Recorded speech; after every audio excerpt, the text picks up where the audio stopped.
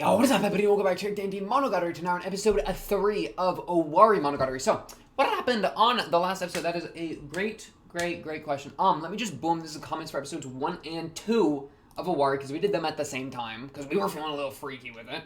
Oh boy, what a combo that was. That was just Ogi formula, I think, in its entirety, right? And so it was like our little mystery of it was a little whodunit type deal, but also a lot of math was thrown in for fun. The TLDR for the last 2 episodes, a little mini summary, would be Ogi. Well, okay, so Araragi gets introduced to Ogi. We're like back in time, right? By Kombaru, and they go over to this room that's like an oddity. Like, oh, it's an oddity room. Oh, it's so spooky. Look at the floor plan, Araragi. They go over there, get trapped in there, Ogi and Araragi, and then it's Ogi forcing Araragi to confront, I suppose, the history of what happened in this room. And that history is that, like, a miscarriage of justice, if you want to say, occurred in this room, where somebody had like cheated with the tests, with like a math test, right? And so a bunch of people got better scores than they like reasonably should have. So we were trying to figure out who cheated and why, and like what happened there, right? Who actually like gave the answer formula to the study group, which then caused everybody to get really good scores. The culmination of that was that the teacher, it was a teacher had done it situation, because she was trying to buff all her students to look better. The craziest thing about that, though, the absolute craziest thing about that is that this is an example, perhaps the first, but not necessarily, of a moral figurehead, I think as Ogi puts it, failing, right? It's Araragi realizing that, oh shoot, this adult who is supposed to be morally just and absolutely failed to do that, in that the adult raised, like, it's not only that the adult had, because I forget the teacher's name, but it's not only that the teacher had cheated with like giving or like changing the test to better suit the people that went to the study session, which, by the way, Araragi still slam dunks the test even with it getting adjusted like that. Let's go, Araragi. But it's not only that had occurred, but also that the teacher was willing to throw Euler, which apparently it's Euler, not Euler. Throw Euler, or what's her freaking full name? Oikura, like, I forget the Sodachi, I think Sodachi, that the teacher was willing to throw Sodachi under the bus and raise her hand in the democracy voting of who done it. Sodachi, get out of here. Yeah, so that was the kind of culmination that was very like foundationally kind of disrupting, I think, for Araragi, right? Which is kind of the entire point, right? Though, man, I'm not even convinced that this is the only thing that has disrupted Araragi, right? Like, for as much information as we do have on the subject, with like, oh, this is like, okay, well, Araragi nowadays doesn't have like the best idea of justice. Like, he, that's kind of something that's unclear in his head. The whole, like, there's no king, there's no god of the shrine, like, the man's kind of just blindly walking around a low key, if we want to go into the road analogy. Like, as much as all those things are true, and I think that this event of this like democracy gone wrong is like a reasoning to that, I can't help but wonder that there's more, right? That like there's another, that there's, because like, man, it's crazy, even with straight up Sodachi, right? Why does she hate Araragi? Because she hates Araragi, right? That was made very clear immediately. Like, the situation we saw, we lacked a lot of the context for, like, even just going in. First time we ever met this chick, right? Like, you never included her in the stories previously. Is it just because of this event? I mean, largely. I mean, he even says that, like, he never scored a perfect score in a math test again, and that he, like, felt some sort of, like, passive guilt for attending to school that she no longer attended. Sodachi, right? So, but yeah, I do wonder, like, the greater history of why she hates him. Why she hated him. Not sure how she feels about him nowadays. She'd been gone for, like, 2 years or whatever. So, yeah. And then also just that, like, were there other examples of figures that were supposed to be just, like a teacher or like a parent going wrong otherwise, that like kind of, I don't know, like tenderized Araragi to having his foundation like collapse like this? or not? You know, was the teacher really the only event of this like amount? I don't know. But yeah, let's hit a couple of the comments. We're also gonna I'm gonna scroll through the OP and the ED, the little Ogi dancy clock chaos OP and ED. Which should be exciting because I don't think we did that last time. But even either way, even if we did, it's been a nice little 10 days since the last one. So I'm definitely gonna look through it to get the gears turning. But yeah, so let's just kind of get this one first. Actually, I think last time, if I remember right, I forgot to give people a sip of the drink. Is that even true? I don't even know. But in repayment, here's some Dr. Pepper. Okay, that's one. Okay, that's two.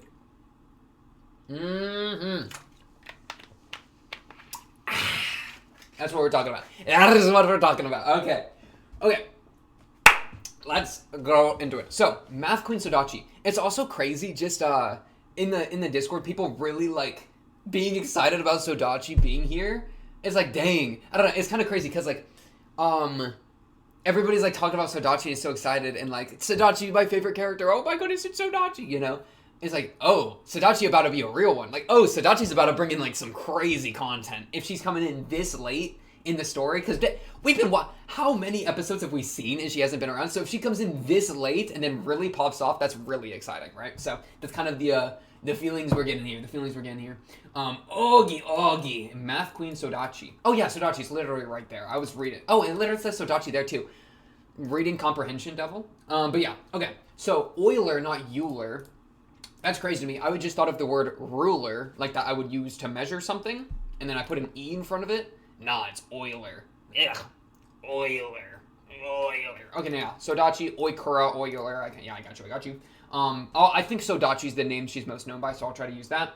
I found this to be a really interesting idea of the kind of the, like the, right here, like with the light novel order in mind, that Araragi dies in Kuyomi, and then now we're jumping back into the past, right? And I mean, that's kind of said in here as well of like, it took Araragi dying for him to say anything about Ogi, which is so true.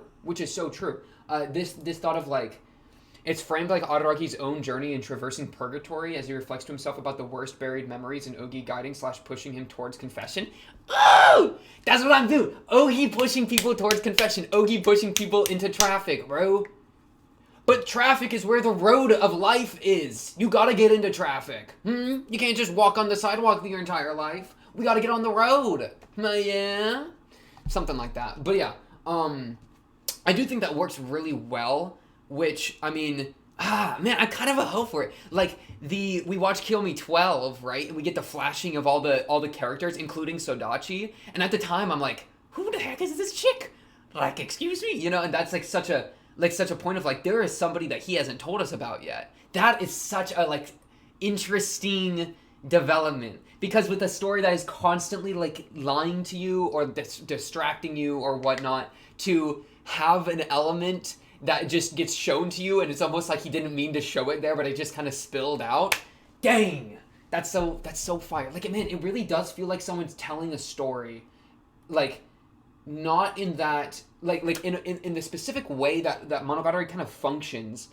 I feel like sometimes it feels like Araragi's in front of me. Like, I'm talking to him face to face, and he's just monologuing, going off about this story, and every once in a while a detail will slip out that he didn't mean to, and then he'll immediately, like, try to cover it up and distract with being like, oh, like, and that really made me feel bad, but like, oh, I'm just kidding, boobies, right? Like, he'll just kind of, it feels very, like, it has, like, a weird, like, impulsion to it, or something. Yeah. And so, like, Sodachi being there, like, I almost want to say that it's, like, in this moment, in this really extreme and intense moment, it just kind of all spills out, right? And so, and now that we've seen that part with Sodachi, Araragi kind of owes it to us to talk about it, right? It's like, okay, no, Araragi, like, who was that? And so he's like, okay, fine, I'll actually show you Owarimonogatari now, right? I'll actually tell you the story of Ogi Formula, you know? And that just hits so hard. It's just, there's something, it's just, it like, it's almost like a, I don't want to say deconstruction because that word has such a like connotation or something, but it's like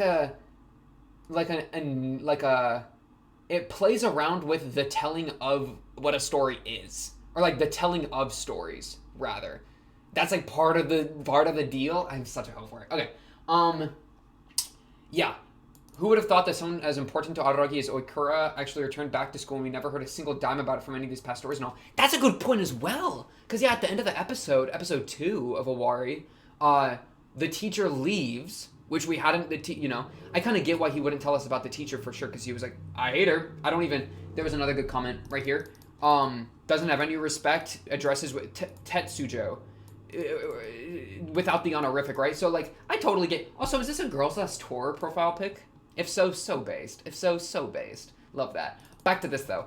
But anyway, yeah, just like that, like I could totally get why the teacher would be walking around for like the first couple arcs, and then not be mentioned in the story up to this point that we've seen with Monogatari, right? So like that would make sense to me because you'd be like, F that teacher, if you're not relevant, I'm not bringing you up. But Oikura, as someone that like, what freaking Sodachi.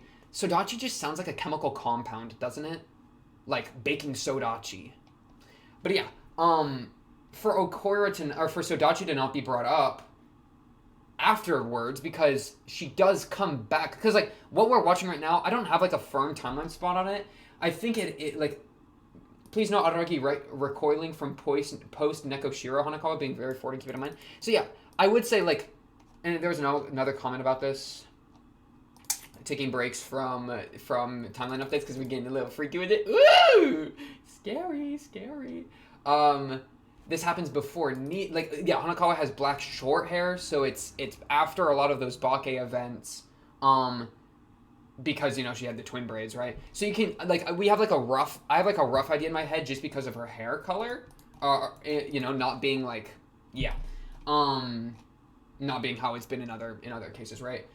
But I don't have it like firmly locked in. Also, I think somebody said like it was like a 6. Wait, 6?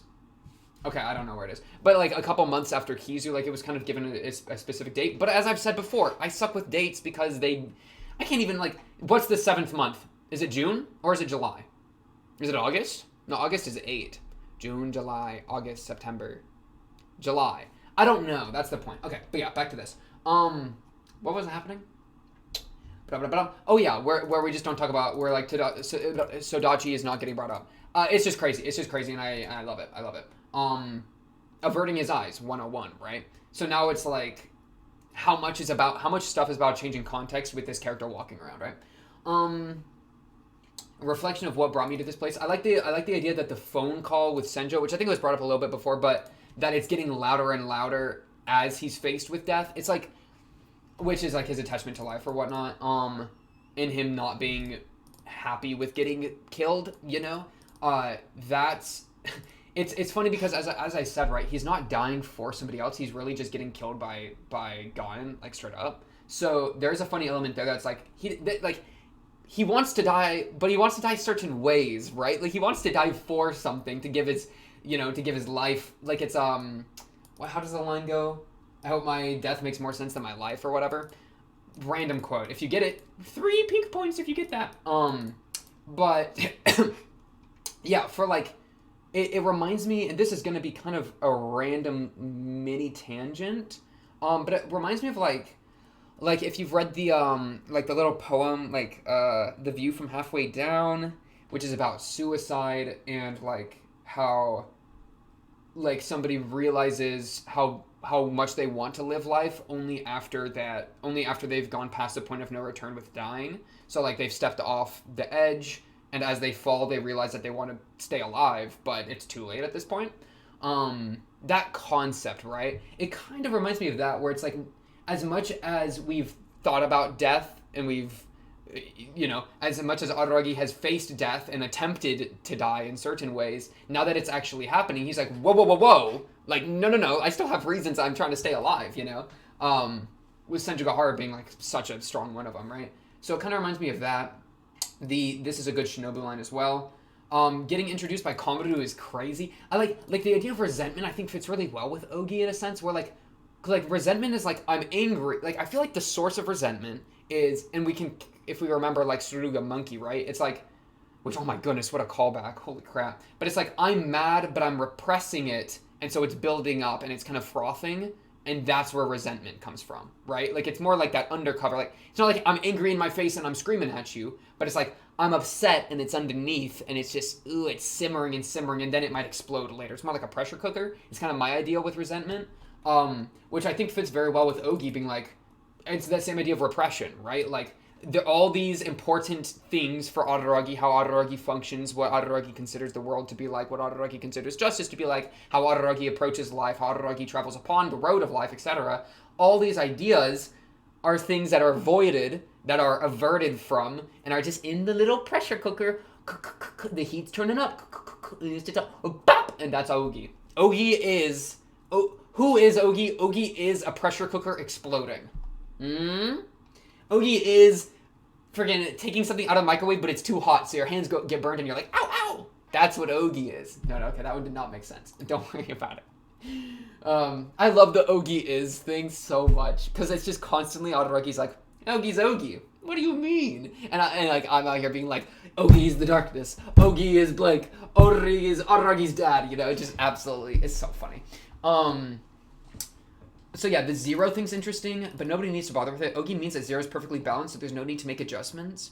The thing that's interesting to me about zero, and also kind of the Euler's formula thing, is, because, like, somebody kind of explained it to me in the Discord. I also, like, literally, like,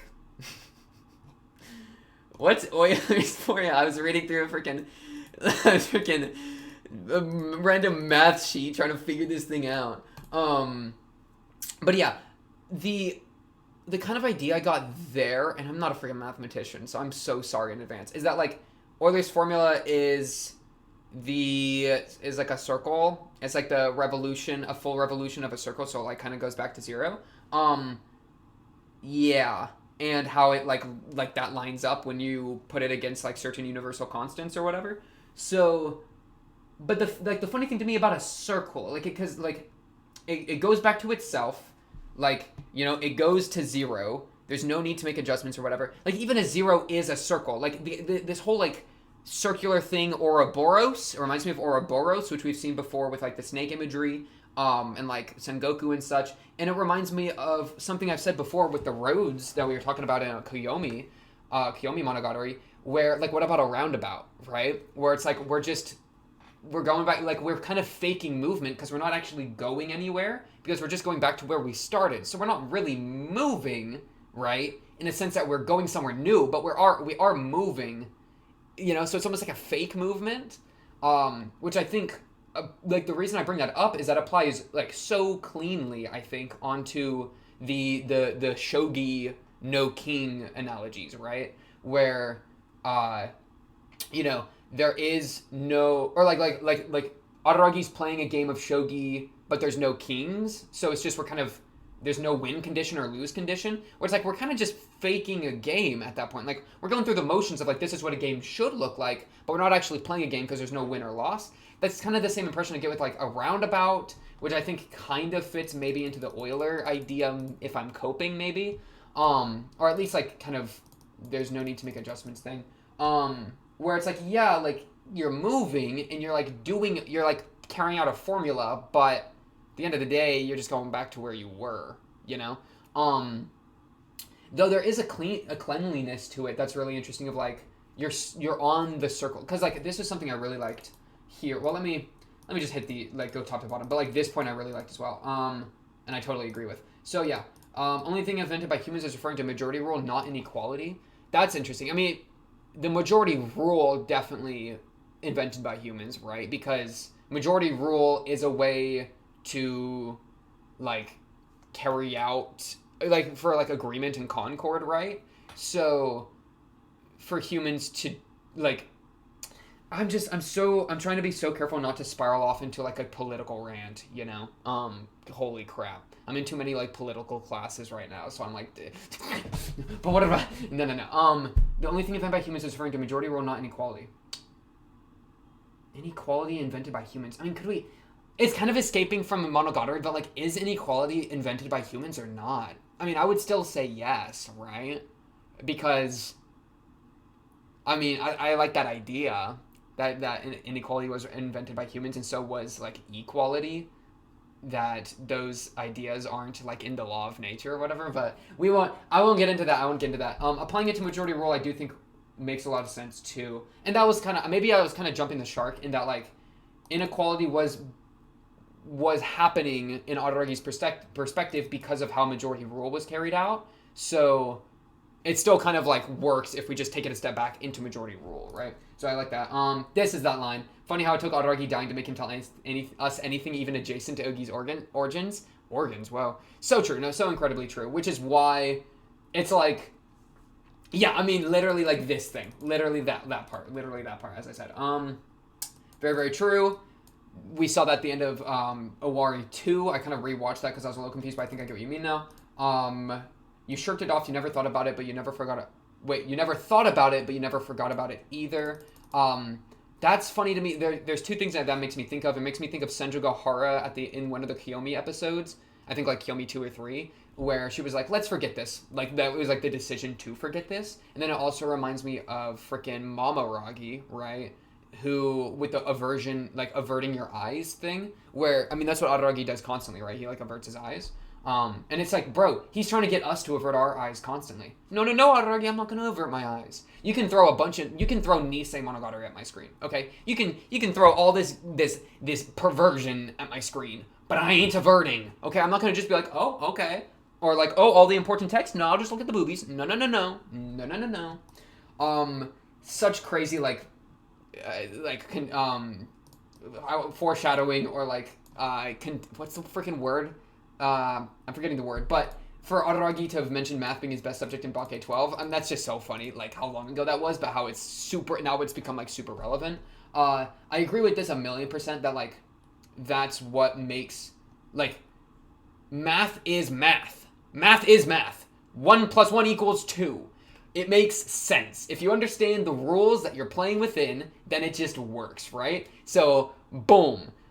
It's not gradient, right? It's black and white, okay? It's a positive number, it's a negative number. A positive number and a negative number combined, and you find the thing in the middle, blah, blah, blah, right? Very clearly delineated, 100%. But the crazy thing is life ain't like that. Life is not a math formula, okay? People aren't math formulas. Or if they are math formulas, if you want to get into some crazy like free will nonsense, then they're very complicated and we don't know the answers to them yet. So they might as well not be, right? 100% agree with that. Which is, it is really fitting for Araragi to have been really good at math as well, because that's like the idea of, that's like the way he approaches the world, right? That like, I mean, I can imagine him in class, like looking at math and being like, oh yeah, this makes sense. Like, here's the rules, let's work by the rules. And then he goes to English class and he has to write an essay, and he's like, well, what are the rules? Like, what do I write about? She's like, no. Just write about like write about this opinion piece. Okay, just, give me your perspective on it or whatever. Like, no rules to play by, that kind of causing him to struggle totally makes sense to me. I really like that. Prague. It was I keep forgetting her name. Sodachi that proposed that, so she got kind of bit for that in the first place, which is unfortunate. Rest in peace. She was really made into a scapegoat, but she's also the one that proposed it. So did she deserve it?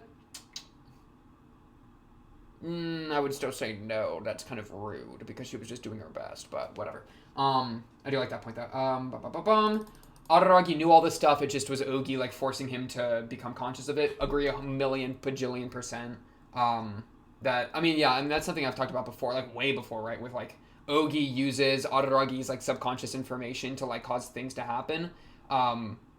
That Araragi is like not using, but that's how Ogi is like, feels like Ogi is everywhere, because Ogi is using all of the Araragi information like under cover, So yeah, he's definitely doing that. Like, he's already solved it. Ogi's just forcing him to reconcile with the facts that it, like, the conclusion that was reached. Because that's the crazy thing. It's not even about, as we've said before, it's not even about who done it. It's almost not even about like how done it or why done it or anything, but it's like, we figured out who done it. We figured out all the done it, but now what, right? How does that make you feel? What does that do to you now that you've reached the conclusion, That's like the real hitter here.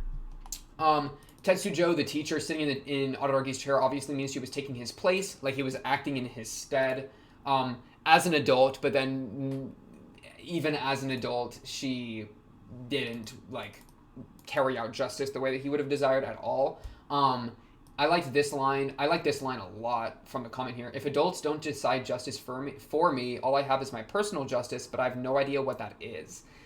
Dang. I mean, that's just like personal justice, bro. That's such a bar. That is such a bar.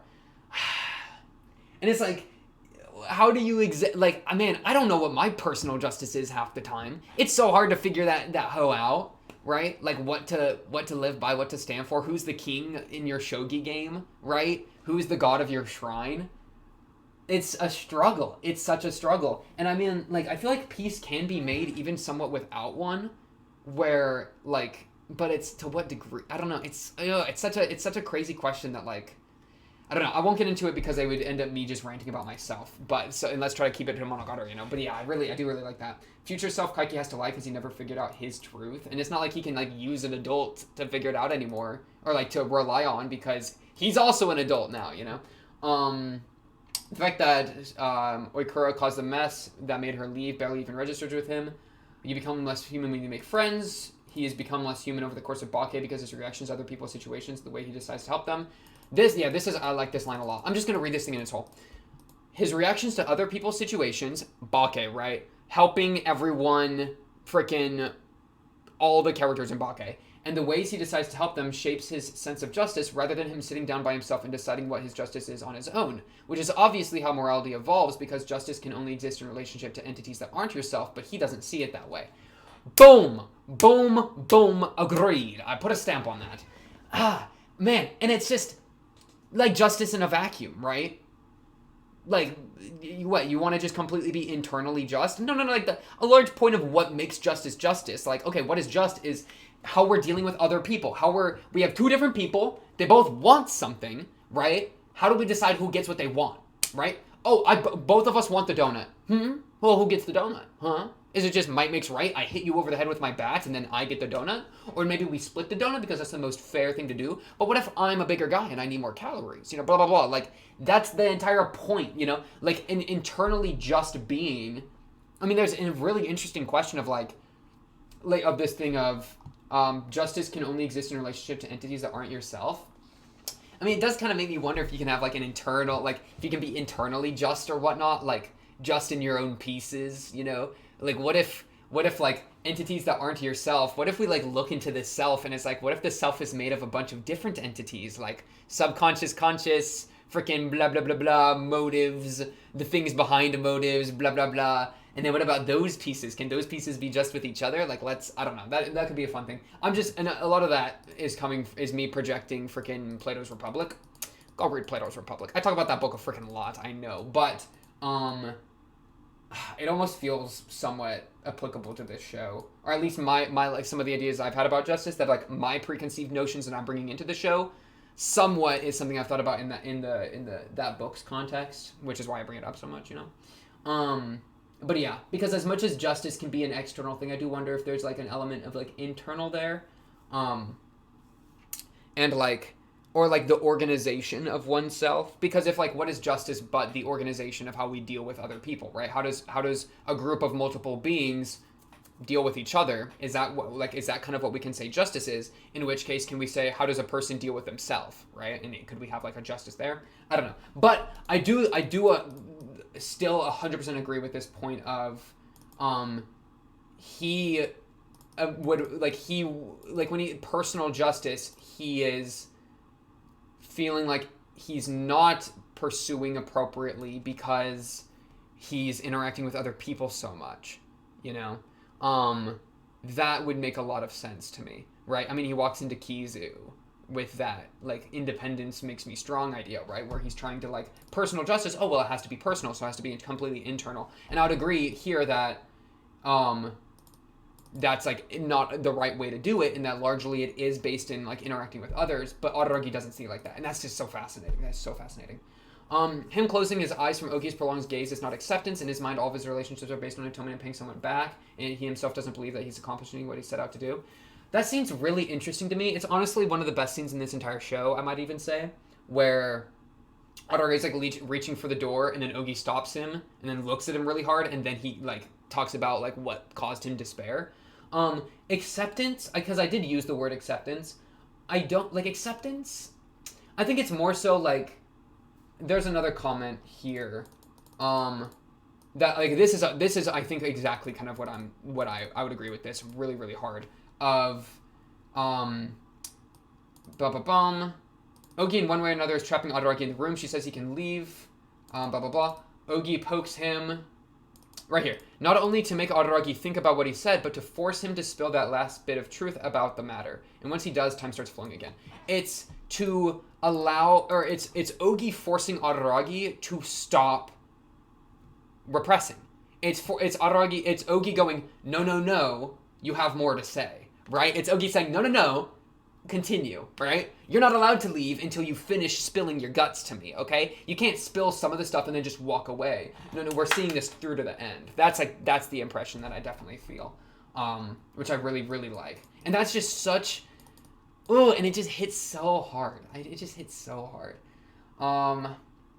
Though I do still like the idea that he's leveraging this on himself as well. Adaragi bearing bugs is such a strong, I think, piece of information.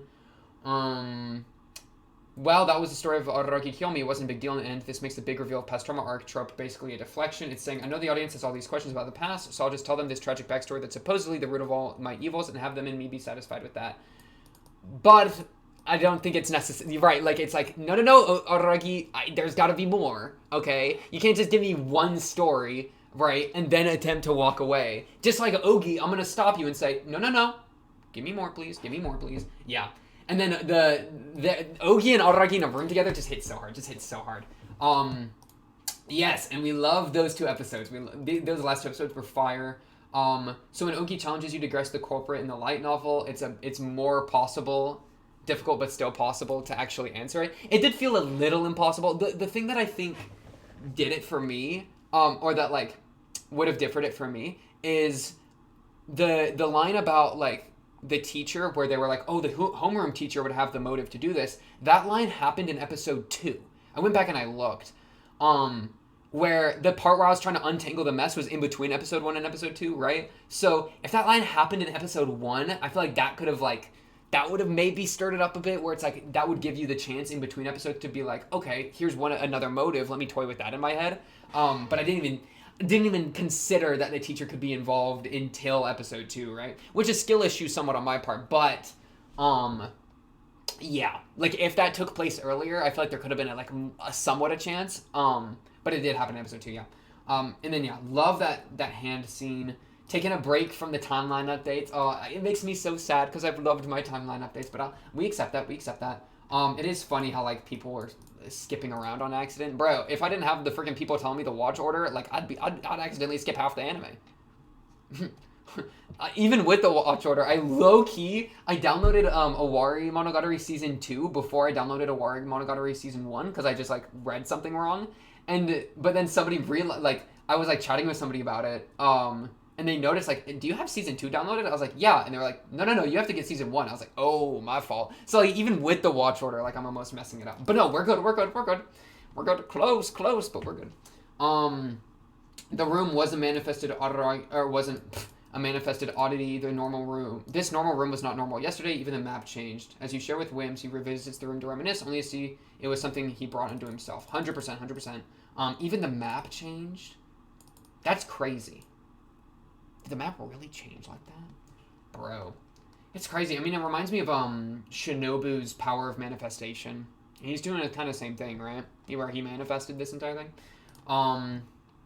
Peak time. This, I think, is pretty fair and pretty funny. Because I always thought it wasn't about introspection about Adaragi's previous actions, but instead of Adaragi being called out for intentionally doing the very same thing this whole time. But also, and this is about this part right here. It's a difference between unconsciously following the atonement path road Hanaclauna or doing the same on a more conscious level, and both could be true, I guess. I'm just glad you caught what's happening in the scene all by yourself. Yeah, I mean, the crazy thing to me is unconscious versus conscious is really hard to talk about with Adaragi because he, I think, is purposefully dodging things from his conscious mind, and that's why Ogi's, like, walking around. Like, unconscious versus unconscious is low-key Adaragi and Ogi. Like, that kind of feels reductive, but yeah. So, it's he has a very interesting kind of like the way we're getting to view how he functions in his mind is very vague and ambiguous in a couple ways, which is like why it's so fun. But it makes it hard to delineate that. It's a gradient, bro. It's not like math. No easy delineation allowed. We love Ogi. We love Ogi. This I 100% agree with that. Like Araragi feels so neutral and disappointed of justice, and that's why he sees his sisters as fakes. That's why he like, I mean, especially with Karen, right? That was kind of this Nisei Monogatari right there. And that's because of this idea of the adults, right, falling apart. Yeah, I do just wonder if there's how much more there is to it other than just this one Ogi formula episode flashback, you know? Because the Foundation, I mean, you don't just completely lose your king in your shogi game or your god of your shrine or your core foundational like thing you function with. You don't lose that because of just one experience most of the time, unless it's a very intense experience. But I would almost argue that like there's got to be more, because why else would his foundation like collapse here, you know? What other things, like, was this the straw that broke the camel's back? You know, how much was this built up to that we haven't seen? That's like a fun question. Sodachi's voice actor is the one that like they saved the role. That's pretty fun. Hey, shout out Sodachi. Shout out Sodachi. Doesn't translate to Japanese. Okay. Don't cook on stuff like idioms, but what if I want to cook on stuff like idioms? What about death of the author? What if the translator added to the story? What if it became about Sundagahara as soon as the translator did it? No, I mean, okay, heard. It's the thing though is like, what if it did translate though? You know, I don't know if it translates correctly or not because I don't know the language, so I just gotta go do stuff. I Overcooked 2, bro. That game smacks. I freaking love Overcooked 2. Dang, bro, I'm Gordon Ramsay in the kitchen whenever Overcooked 2 is on the screen. Hey, they need their orders, bro. Like, we got cooking to do, bro. I freaking love Overcooked 2. Also, Yosh, apparently most intelligent Monogatari watcher alive, actually guessed correctly. What an insane speculation, conjunction, postulation. Holy crap. And then, yeah, I did. Senjo's freaking cracked in Mathematikas, apparently. Holy crap. Sodachi the Goat. We'll get to this in a second. This is an interesting thing to me.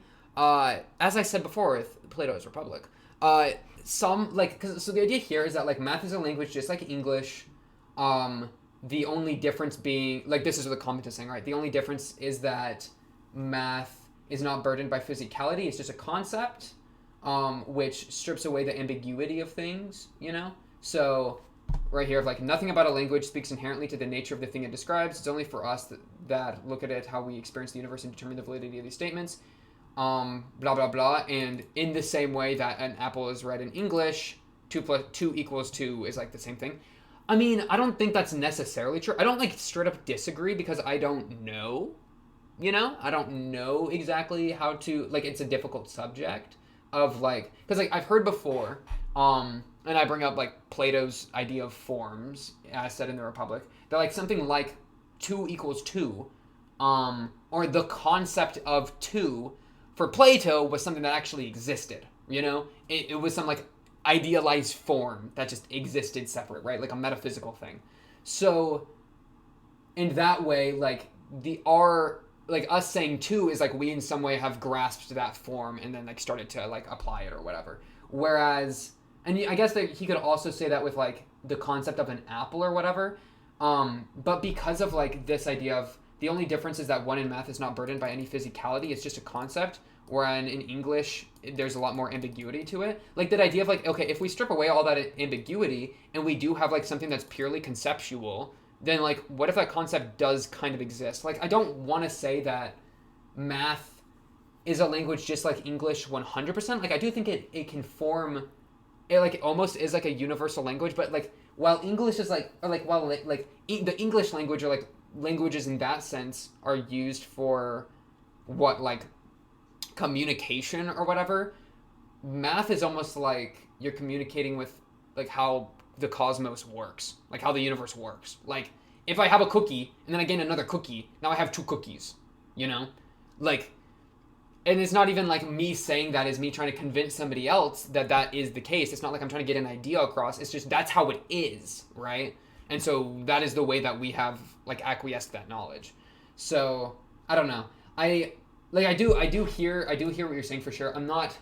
It's just, man, with like the laws of logic, we can develop agreed upon laws of logic, but like what if it's more than just our agreeance of it, you know? Like there's not really a connotation to x equals x. It's not like people have different ideas of what x equals x means, because x equals x is just x equals x, right? Like, you know? So like the laws of logic, like what if they are tapped into something greater than, like something like deeper and more like objective or ontological or whatever, right? I think that's a really interesting idea, especially in the context with monogatari, right? Like I almost feel like that strict like laws format of like, I mean, you could almost like just replace math with like physics, you know? An object in motion will stay in motion. What if, for Araragi, I mean, he'd probably like really like that and be like, oh, an object in motion stays in motion. Well, that makes sense to me. Like, okay, like that's a rule. That's something that's delineated or whatever. I love that word, delineation. Oh my goodness. Whereas with something like an apple is red, then what if we go like, okay, but what is red? Because like if we go like, what is X, or like what is 1? I mean, 1 is 1. And what you can't, but like red is red doesn't quite work, because like, I don't know, it almost feels more reflective or like more dependent on our experiences or perspectives. But a lot of why I'm saying that is just intuition. I don't even know how to describe it. Well, I mean, but you kind of say the same thing with like, it comes with a lot more ambiguity. Like the more ambiguity gives the wiggle room that people can start to object with each other. Whereas with math, it doesn't necessarily have that. Yeah.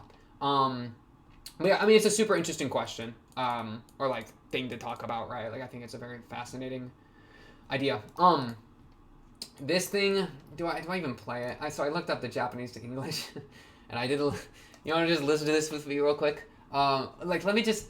I see the word Ogi Borusu. I see Ogi here. I mean, this is Google Translate, so I don't know how much I trust this. And I also see Pinasu Bigu. I'm just going to assume I know what that means, but yeah, let's just listen to this real quick. オーギボルスリグマリグマボルスワツダヘルワツダオ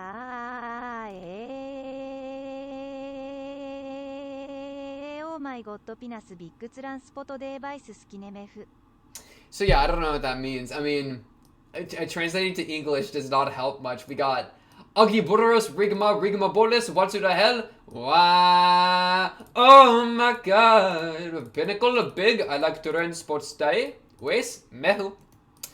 Hey, shout out that, I guess. Okay. Let's pull up the last episode. And we're gonna do like maybe a little bit of scroll through and then the OP and the ED, and then we're gonna watch the next episode. Oh, it's on my wrong monitor. Okay, there we go. I'll start with episode 1. I did low-key just kind of watch or do my own scroll through on my own a minute ago. We are unequal. Oh, here's that line of inequality. Let's just watch a little bit of this again. This beginning part. Man, the imagery here is so crazy. Because, I mean, this is the raising of the hand. Like, in the classroom where they all raise their hands for the democracy. That's what this is, like, foreshadowing, right? Which is pretty great. Which is pretty sick. Because, yeah, like...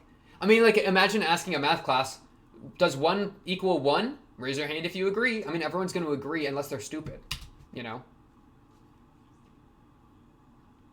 It's also, man, Aragi's cracked. Aragi's smart that he figured out the whole, like, answer to the mystery.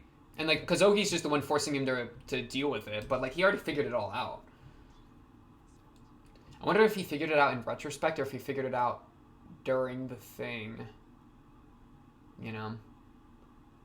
Yeah. But then he couldn't, like, fix the situation and actually blame it on the teacher because he didn't have, like, the right evidence or whatever, even if he was correct.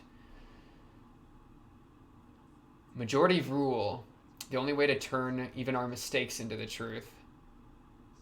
Dang. I like this. It does not pursue individual happiness, but only cohesion constructed from consent. We don't want individual happiness. We just want peace, bro. We just want people to not be attacking each other. We just need to agree. I mean, that's just the world. That's just the world. It's crazy. We do a little muting. Our expression of inequality. Yeah. An expression of our inequality. We are unequal. This is the only thing truly invented by mankind. An expression of our inequality. Yeah, I don't know. I don't have much to say on that, I guess.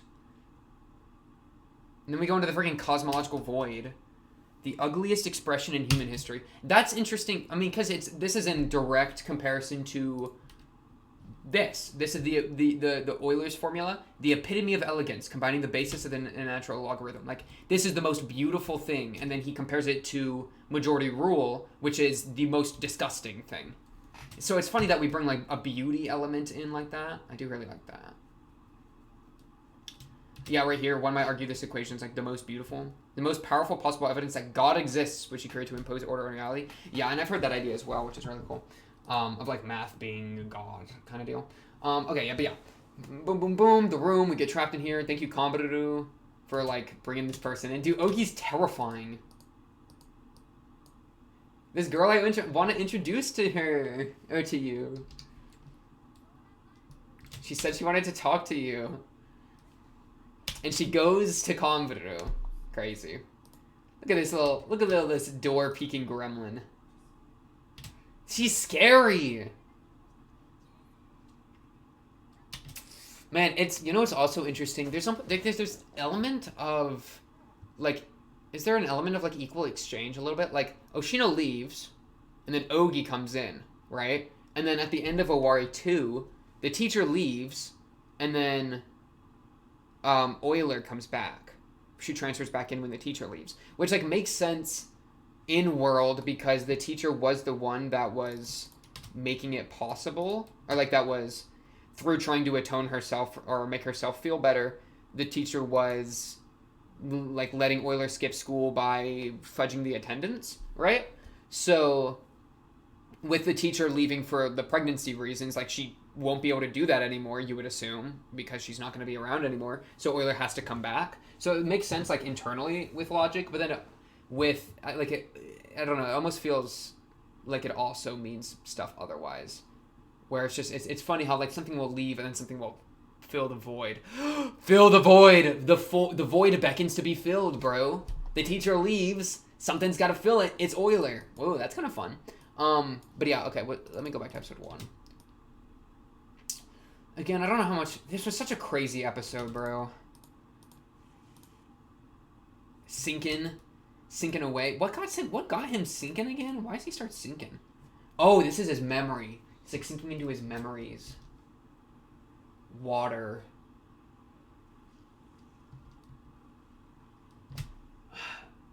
The man's just kind of given up, bro. Averting your eyes. But it's not even like you're admitting giving up. You're just doing nothing. It's just like, it's like, I can't win or lose, so I'm not going to play. But then he fakes playing. Freaking Araragi, bro. Look at him drown. Good old Araragi. I love Araragi. I love this show.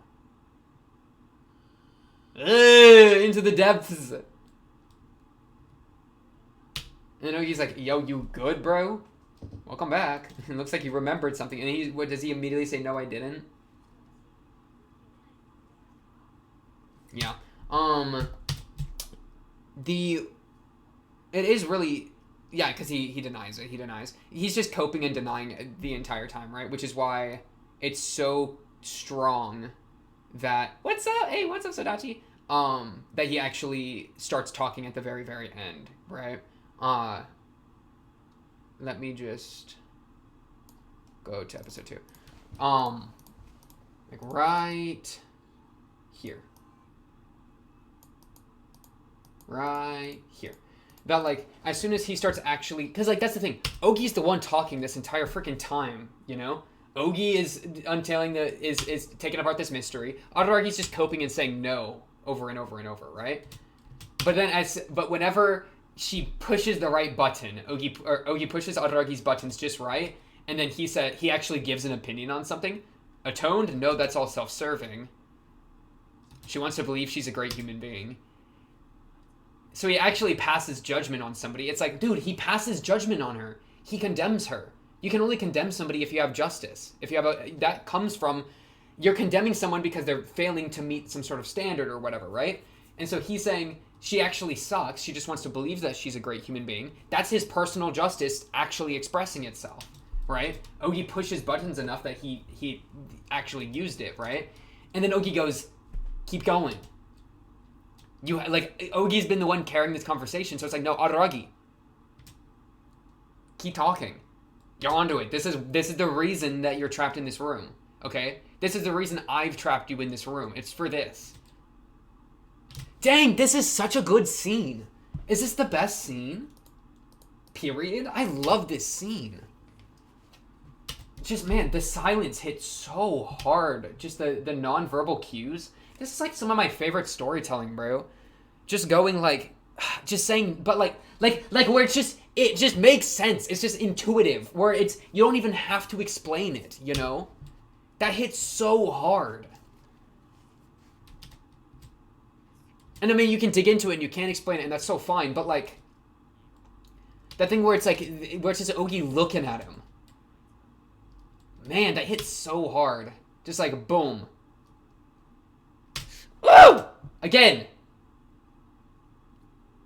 And they just hover it. And that, man, it's crazy. With the only, like, movement in the frame is, like, her eyes digging into him even more.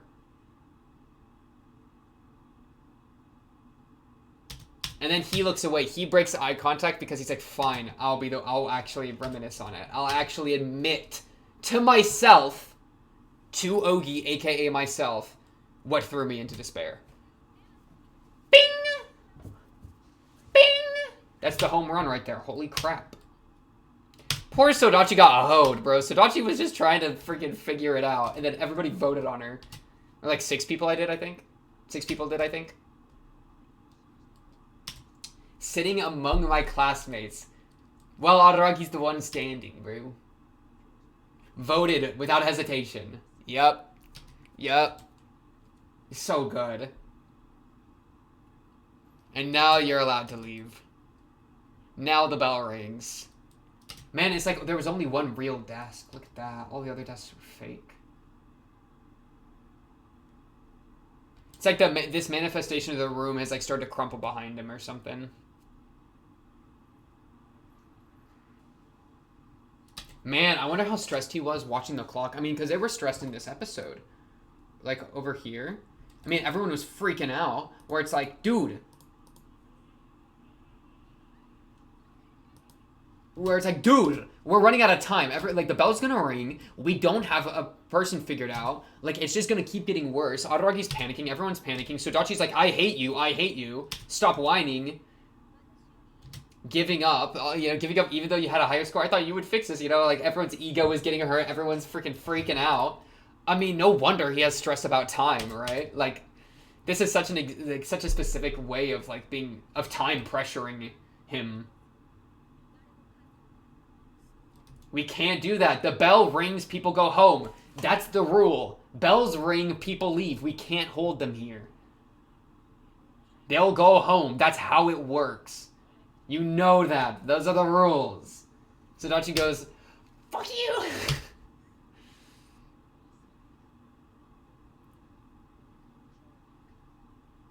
Dang, bro. She's intense. Later! It's crazy. In that parallels, the slam of the hands reminds me of Nadeko. She did kind of a similar thing with the thunk.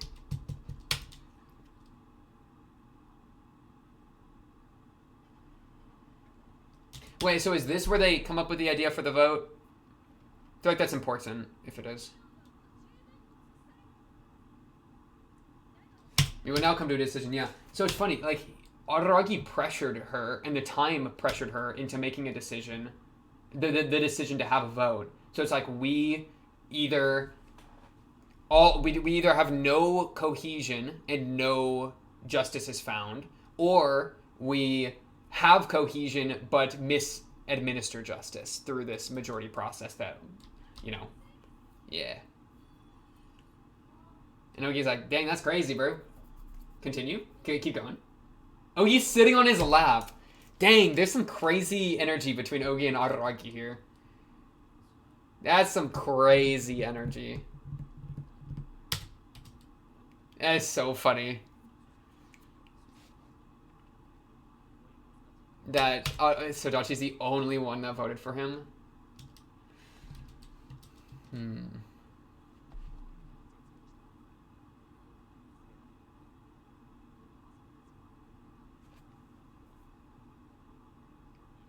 She never came back to school. That hurts. That really stings. I feel really bad for her.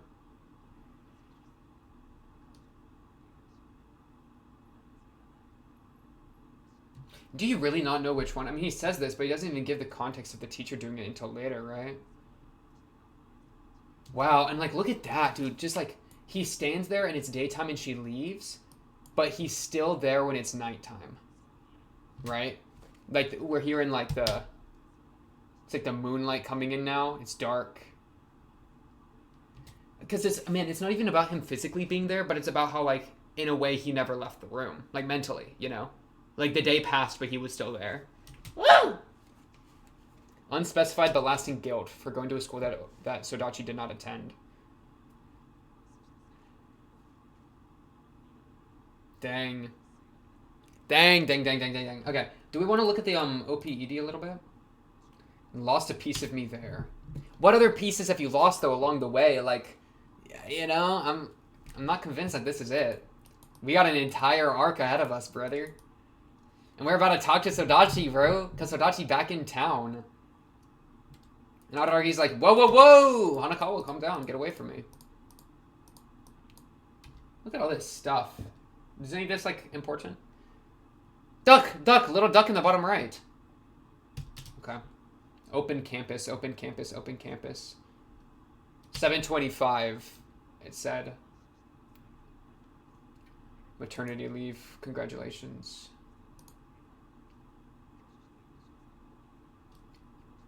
She's stopping a teacher or an adult to me. Dang, he'd rather just cut her out of the adult formula than actually deal with that. That's crazy. She is so adorable. I love Hanakawa so much. She's so cute. Okay. Let's look at the OP. Let's do a full OP watch. Let's do a full OP watch pass. That should be fun. Let me take another sip of my drink. I need more caffeine in my body, bro. Give me more caffeine in my body. More caffeine in my body. One more sip for you, one more sip for me. Oh, yeah. You know what I'm saying? Yeah, man. Okay. Let's watch this OP again. But then, just what did we find? Crazy. This OP is fire, by the way. Okay, let's just do what we're gonna do. I want to do a full. This is gonna be a visuals pass. I'm gonna do a lot of pausing. Then we'll do a lyrics pass.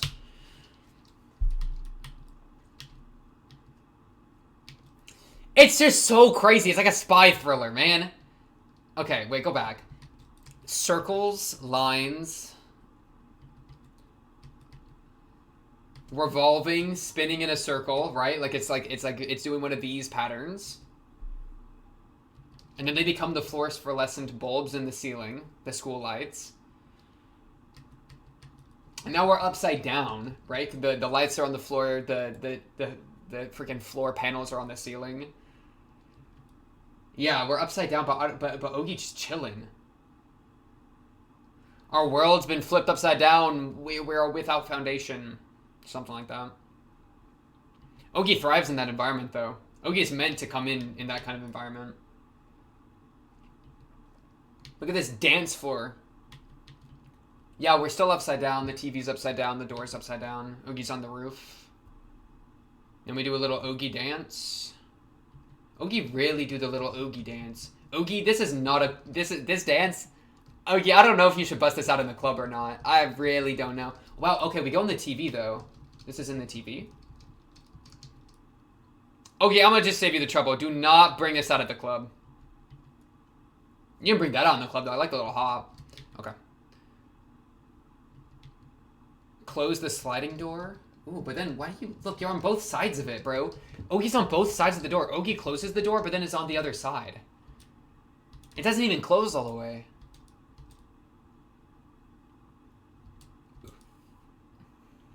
Okay, Ogi's at the center of the clock. This is so good, by the way. Ugh! Okay, so it's weird. Ogi's the middle of the clock, but then also rides along it. And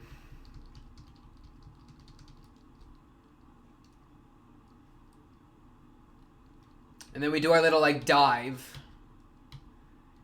So we're diving into... We're still upside down. We're diving into... It's funny, the desks are upside up. Like, the desks are not upside down. They're not, like, on the roof where they would be if the entire room was flipped. The desks are in the right spot. I mean, it's almost like the desks and all the people in them, because it's the people in the desks that made the vote, they are flipped. Like, the world around them is flipped on its head. Nothing makes sense, but they're still, like, grounded trying to make a vote.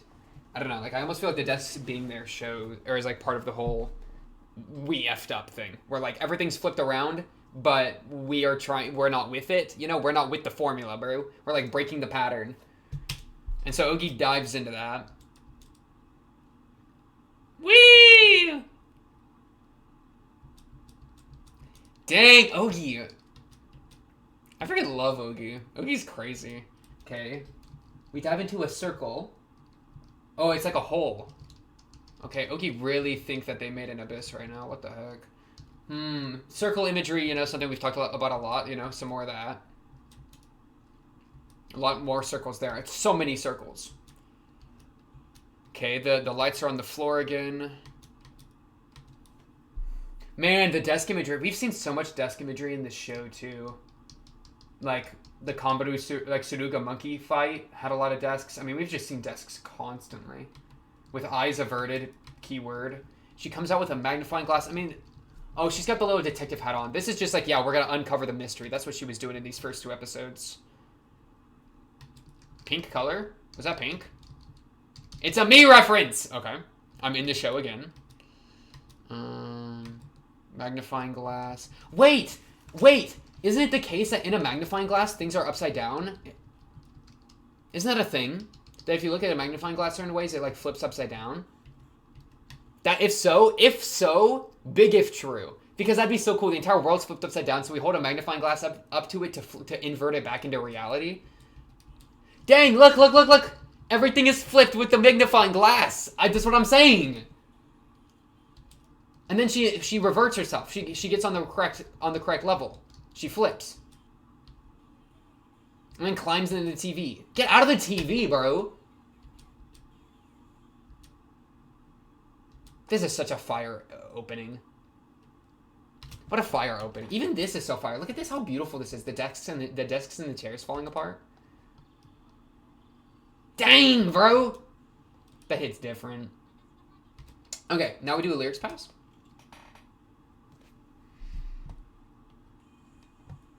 Where do I put my freaking mouse? Okay, there we go.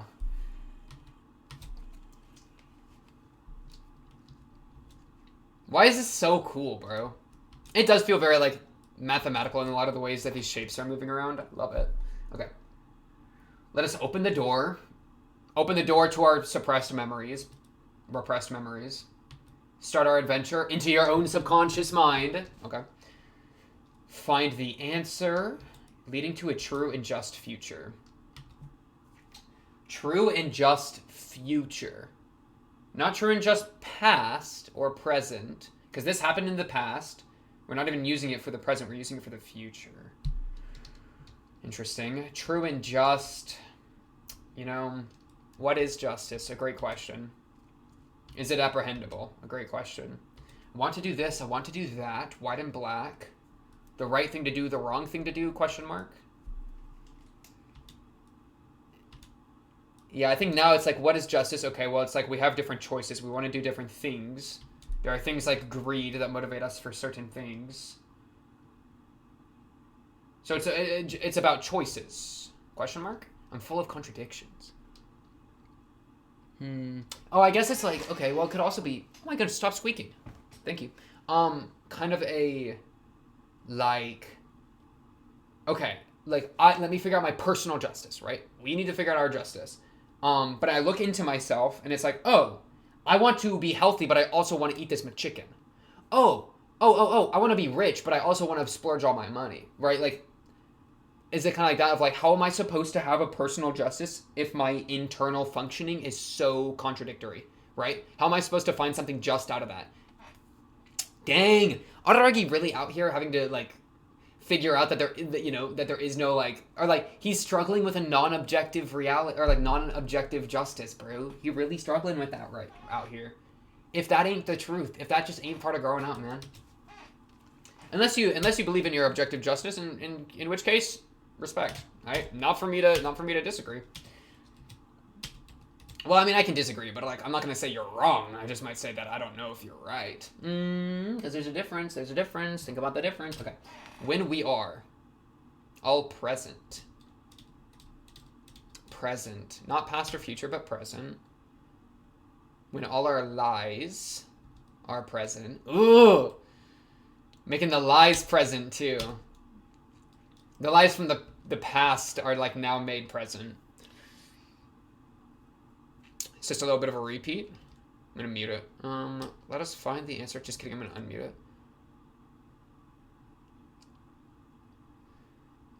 I love how the subtitles are, like, doing the colors, too, though. That's so fun.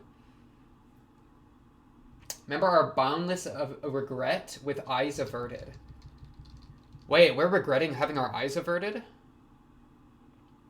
I mean, I feel like the purpose of averting your eyes is so that you don't make a... You know the crazy thing? Not making a decision is still a decision. Whoa, bro. Whoa, bro. Well, you know what I mean, though, right? Like, averting your eyes and not dealing with something is a way to deal with something. You know what I mean? Like, you've just averted your eyes. Like, you've chosen to not deal with it. But guess what? That's a choice you made. And that's how you're dealing with it. So, you can't just, like, being avoidant is a road that you're traveling. So it's not like you can just play a game and not play the game, because guess what? By trying to not play the game, that's how you're playing the game, you know? That's crazy. Regret with eyes averted. Here are the mistakes we amassed. Why is that pink? Wait, why is this pink? So we walk into Ogi's leggings, which are black, darkness reference, or her black leggings meaning darkness, because I don't think many other characters have those dark things. Only other thing I can think of is Kambaru has those like sport pants, right? Spats, I think they're called, which are black, but they're not full length. Kambaru spats are an Ogi reference, real. The pink flash is interesting. The inversion with the magnifying glass, so cool. Wait, I just stopped reading. Read it again. Okay, true and just future. This OP is so fire. Here are the mistakes we amassed. With ears held. Pray we don't do it again. That's crazy. I mean, like, pray we don't do it again.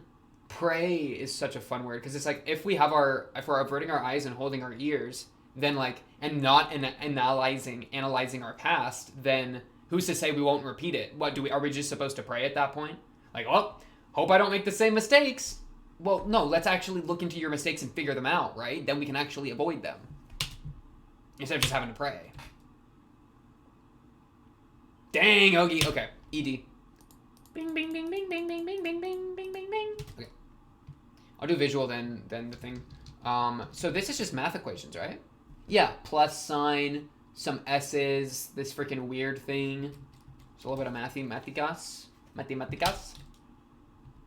What is that thing on the table? Is that a drink? What is that thing? It's a bottle. A bottle of what? Shopping bag. Little radio. A little boat. It's like supplies or something. Okay. Is that a pizza? Oh, it's a watermelon. Watermelon slice.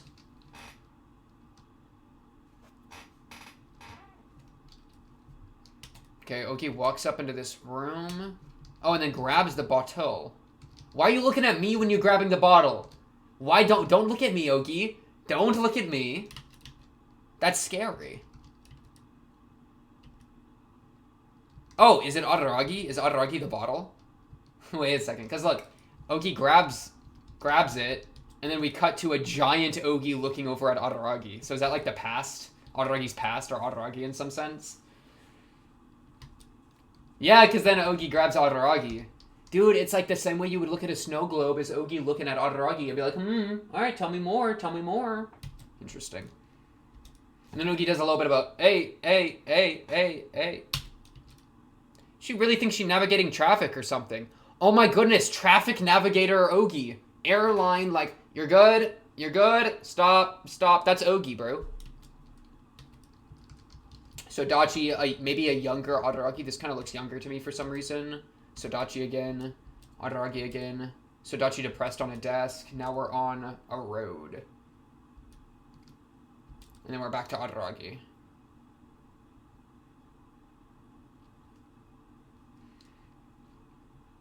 As I said before, like, it's like a one-track thing, which is interesting. Like you either go forward or you go backwards, right? Kind of like what Kanbaru said in the Kiyomi OP, or in the Kiyomi chapter 1 that she was in. Kind of. Oh, look, an alternate route. Look, an alternate route. You can diverge. Wait, no, you can diverge. Though I don't see the chunk. I don't see the lever for... No, we have the little lever. No, yeah, dude, Araragi could be looking forward, but he's stuck looking backwards, bro. He could be looking forward into the future, and choosing paths to take, right? Making diversionary choices. But he's not, because he's not looking at the lever. He's not looking at where he's going. He's just going. That's crazy. Giant Araragi being made in the distance. This looks like his hair thing. Love this imagery. Kind of looks like a giant Araragi. I don't know, though. We're going into it, though. This reminds me of, like, the spotlights with...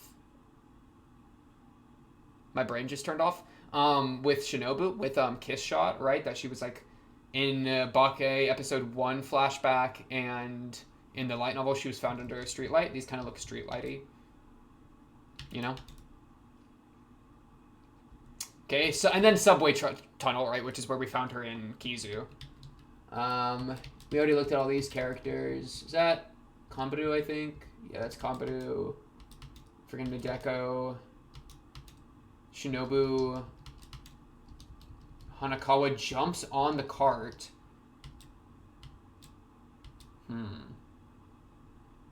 Why does Hanakawa body slam Ogi? People's elbow, bro. Why does Hanakawa give the people's elbow to Ogi? RKO. And then Sodachi pops in. I don't know. So whose statue is this? Is this Senju Gahara, maybe? I can't really tell with the hair. The hair is so, like...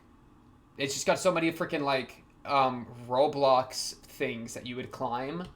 You know what I'm talking about? These look like Roblox. Okay, Sodachi laying down. She does kind of remind me of Hachikuji with her hairstyle, which is funny. I wonder if that's at all something you could try to connect. Or if it's just literally just a hairstyle. What's this all made of? These are the same math things from earlier. The double S, the plus sign, the like F looking thing. And then it's like we got a younger Araragi and Sodachi. Bro, Araragi and Sodachi used to be best friends. What happened? What happened, bro? They used to be friends, didn't they? They wouldn't look like this if they didn't used to be friends. And look, Araragi used to be actually riding it. He used to be riding the cart. It's like a motorcycle. Wait, is this contraption? Oh my goodness, the contraption is a motorcycle that has a desk over it. And you can't ride the motorcycle because the desk is over it. Whoa! That's crazy imagery. Because look, in this final shot, the desk is gone and Araragi's on the motorcycle and Sodachi's sitting on it. They're like riding together on the motorcycle. Younger selves riding together on a motorcycle. Wait, this is about a schmack. Wait, I'm so excited. What the heck? Because, yeah, I mean, the desk got in the way. So what, like the school, right? Interacting with others in the school environment got in the way. The thing that the desk represents could sort of be this Sodachi stuff, right? So, like, everything that went wrong in this last 2 episodes we watched is what this desk is, which has demotivated him from actually riding the motorcycle. And now he's sitting in the spot that Sodachi used to sit, which is just a passenger. instead of being the one driving the course. Yeah, I really like that visual. Okay, let's... Then we zoom past them and look at the skid marks. Okay. Ooh, and that's where we started too. It's a perfect loop. It's a perfect loop. What? Look at this. This is the end. This is the end. End. Beginning. We started at the... Look, the window was the window to the past, which was the end of the ED. The end of the ED is through this window. It's the past. And through the light of the past, what's happened in the past is being only seen in the reflection from this bottle. It's like the way that we are dealing with the past. The bottle, the reflections of the light off the bottle is the like interpretation or the misinterpretation, the skewing of past events, which is the light through the window, the natural light. Where Aragi's instead just sitting in his room, away from the natural light, away from the truth of the past, and the only light source is this like bottle that is warping it. Is that the case? That's interesting. I like that idea. The warped past, bro. Which is the end of the ED. Okay, that's Max. That's Max. That's Max. That's Max. I like that one. Who is this supposed to be? It doesn't look like it. So I can't really tell, bro. I don't know. Okay, let's just read the lyrics. Okay. I hear your laughter beyond the door. Door is the stuff Ogi was talking about in the OP, right? So it could be connected. You were supposed to be with me forever. Is this Araragi thinking of Sodachi? But why laughing? Dang, Araragi and Sodachi used to be friends, I bet. What went wrong? I wonder if it'd be funny if there's even like some sort of like childhood crush element. That'd be a funny thing to throw in, but we'll see. I breathed onto the classroom window and wrote your name. Oh, it's kind of longing. It's so longing, bro. Okay, dude. Only to panic and wipe it away with my sleeve? Ooh, whoa. Dang, he did not. He repressed his own longing. He did not like the longing, man. He wrote the name and then went, oh man, I'm still thinking about that person. Wipe, wipe, wipe. Sleeve is interesting too. I mean, sleeve just makes me think of Ogi, right? Because Ogi always got them loose sleeves, which is what you would like loosen your sleeve so that you could wipe it against the thing, you know, with like your palm. I heard your voice from the hallway. Man, I'm really excited to meet this character more. I went home and hurried to hide my feelings. Repression 101. We're kind of doing it in like a lovey, like, this kind of feels like a crush kind of way, right? Like, I'm hiding my feelings because I saw you in the hallways and you were so cute, and so I had to go hide my feelings. You know, like kind of a young crush thing. That's what I was just saying a second ago. That's crazy. That's crazy. Okay, we'll see. At some point, I became unable. It is funny. I bet this is Araragi and Sodachi then. The two giant monuments. They're like ancient monuments of the past, like ruins, bro. Like city ruins. To talk to you normally. Ooh, we lost our ability to communicate. I can hear your laughter beyond the door. You were supposed to be next to me forever. It's funny. You were supposed to be next to me forever is the line that happens when Hanakawa body slams Ogi off the table. Off the top ropes, for real, for real. Which is kind of like, even if like Ogi was supposed to be with Araragi forever, it's like, no, even Ogi won't be with Araragi forever or something. And then we go into the past. Does Araragi look different here? No, it's the same Araragi. You knew how I felt, even when I said nothing. Now I know how important you were to me. Yeah, it's Araragi to Sodachi, bro. It's Araragi Sodachi. But we will never see each other again. Copium, bro. The end of episode 2 just now. She's back in action. She's back in town. You just have to see her. Or you can avert your eyes. We'll see what you do, brother. We will see what you do, brother. All right. I kind of feel like we're ready to jump into the next episode, right? When is Araragi gonna die? Is Araragi gonna die? When's he gonna die here? Because he dies at some point, because Kiyomi, you know? So, and if this is him running through his past and some of the stuff that was deepest repressed is like coming out, especially in relation to Ogi, through the story of Sodachi, you know, it's all coming out in the event of his death, like, how much is there to tell before we get into the results of dying, right? That'd be crazy. Imagine if like Sodachi dies or something, like some other character dies in this. I mean, it'd have to be Sodachi because she's getting introduced here. That'd be a reason why we haven't heard of her. That'd be another character that Araragi lost, air quotes, just like Hachikuji, just like Oshino. What if Sodachi's there too? And so that's why we're getting introduced to.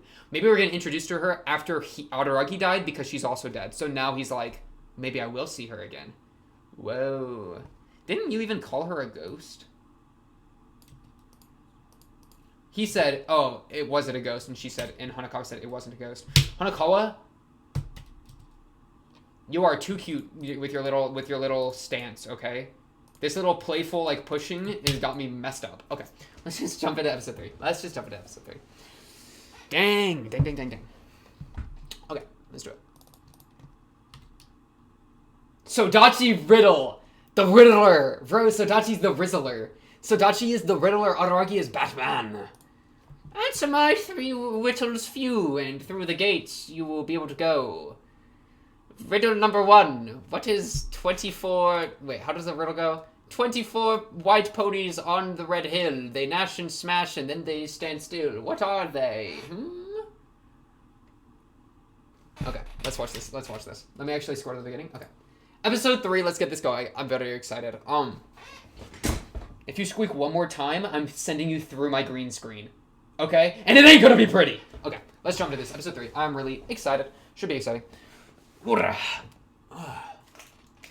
go full gamer mode for this one. I think this one is worth full gamer mode. We'll see how long this lasts because it's hurting my scalp. 3, 2, 1. Let's get this going in a 3, a 2, a 1. Bang!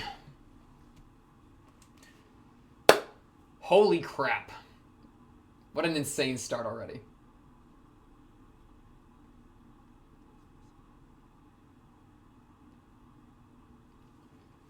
These visuals are nuts.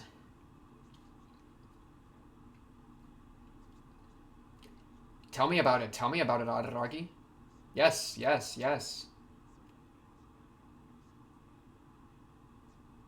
And 5 years, childhood friend. I've been saying.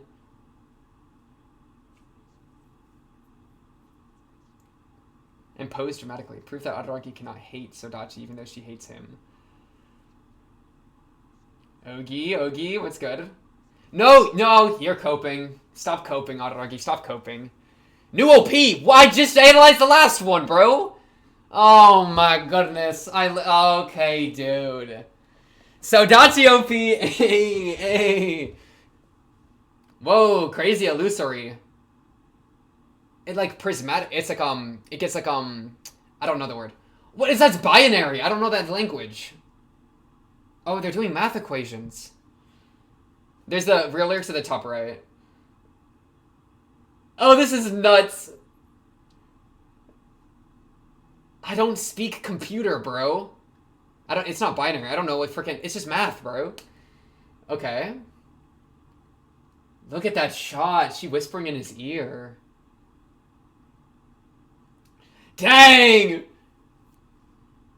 Whoa, dude. Walking up staircase, like an infinite staircase or something. Mirrors. So many mirrors. Oh, this is so trippy. Oh, it's a donut. It's like Blender, bro. Whoa! Damn! Wait, that was kind of clean. Bro, what? Circle imagery's big. Araragi's like on fire or something. What's going on there? This circle, is it a halo? Is it it's a tesseract! It's a tesseract! Tesseractual! Front gates of the school. The middle school?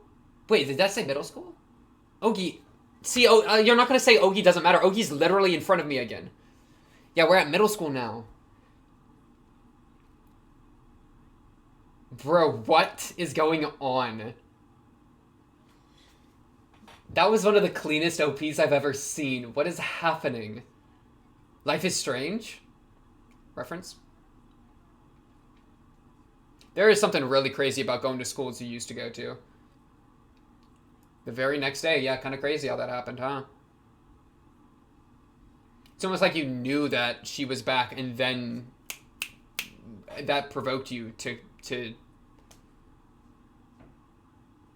go through the entire thing with Ogi episode 1 and 2.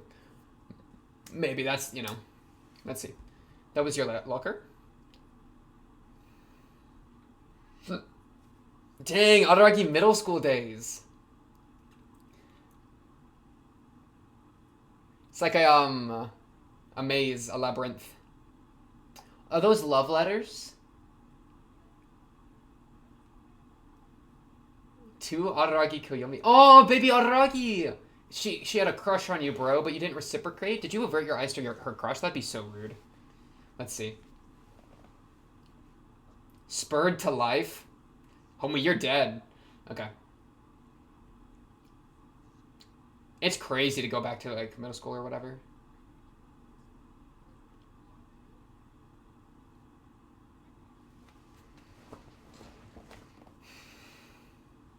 Oh, is this why you're bracing yourself? This is how you're bracing yourself? What was that laugh?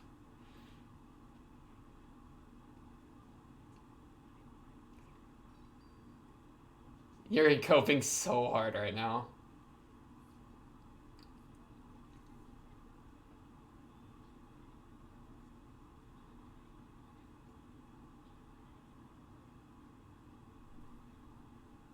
She still thinks about you, bro. She still thinks about you, bro.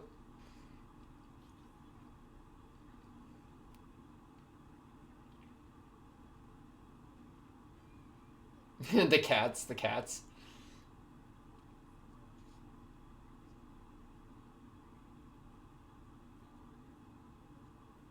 Dang. Okay.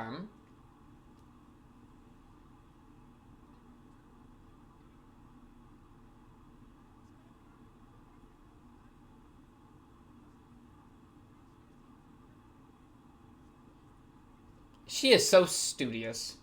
I love this Hanakawa.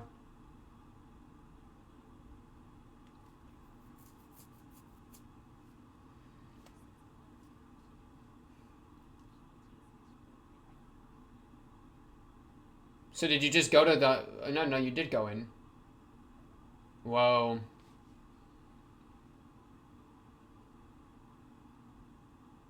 This is nuts. That is the least natural walk I've ever seen, Araragi. Yeah, what is that? What is that? What is this monkey walk? He's trying to be so casual.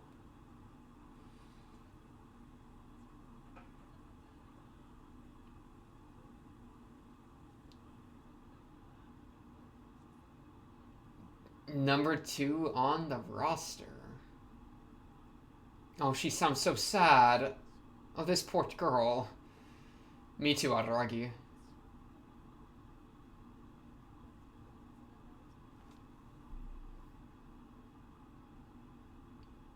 Dude, she's got some crazy energy. Oh, she mad.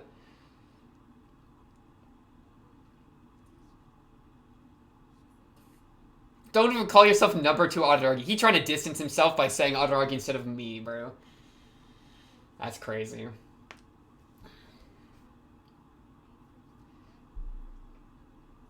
Getting a girlfriend, she knows.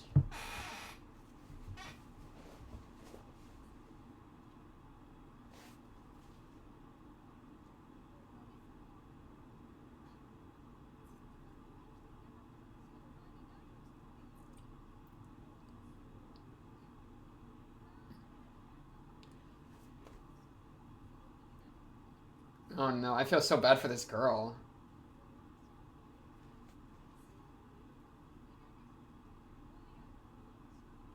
Dang. She said, you stole my nickname? You trying to steal my nickname?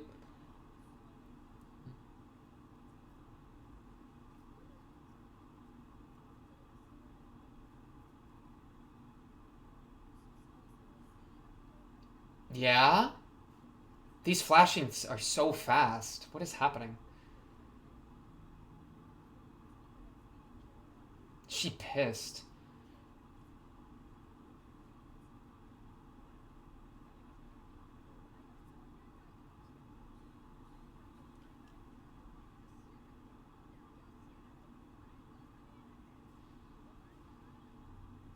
You were the same back then. Dude, this girl's energy is crazy. What is happening? I love this girl's energy. It's very cool.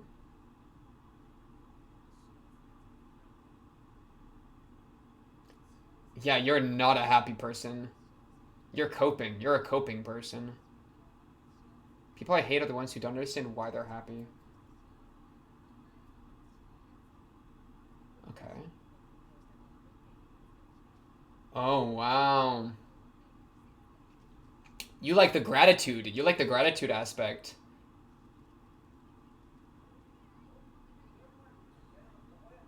She's tripping. Wait, she's insane. Wow, dude, she's knocking his spirit out of his body. Did you see that? Yeah. That I cannot find peace.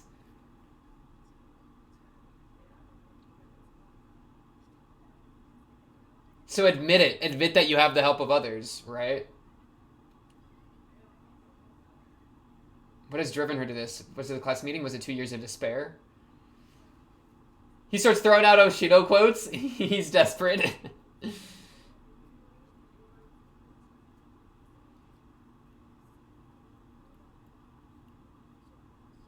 Wow, she said you... Wow! Direct call out to his justice.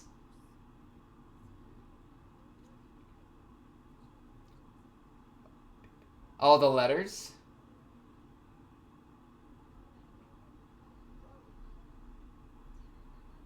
You have no idea what makes you who you are? What a fire line.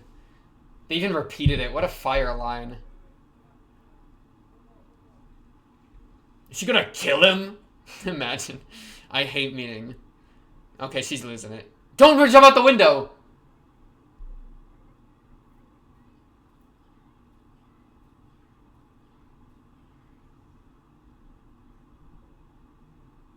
Oh my goodness.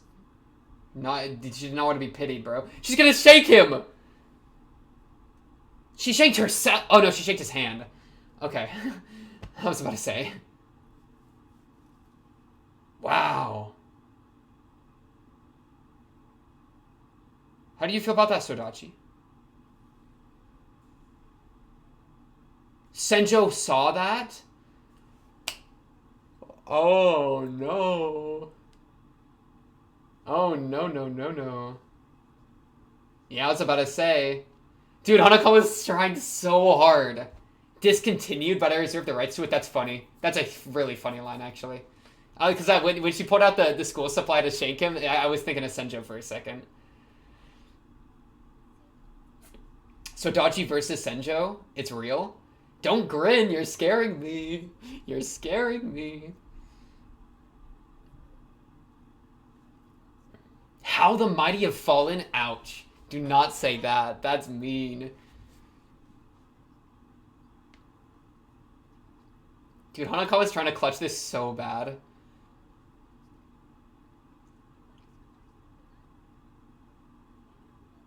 You've got gall. Whoa, without her help. What? Whoa, whoa, whoa, whoa. What was the history? What was the history?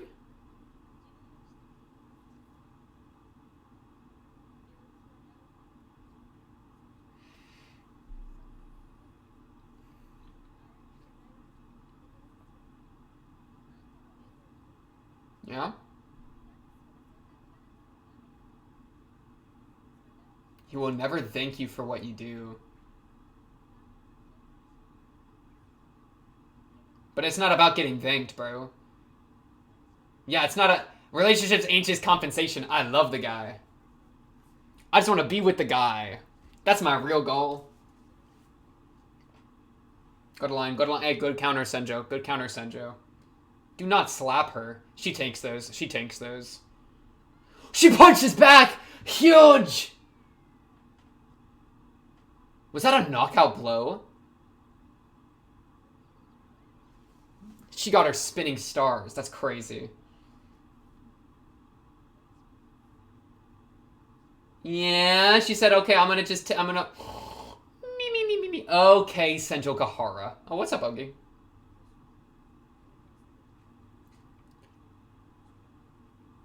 Ogi with you everywhere. Stop coping.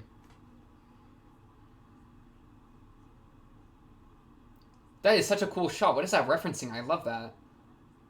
Oh my goodness, that's that emote.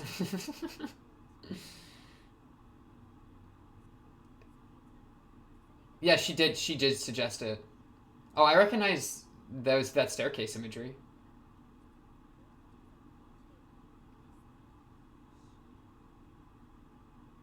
Young Araragi, I love that. ABC. I love young Araragi.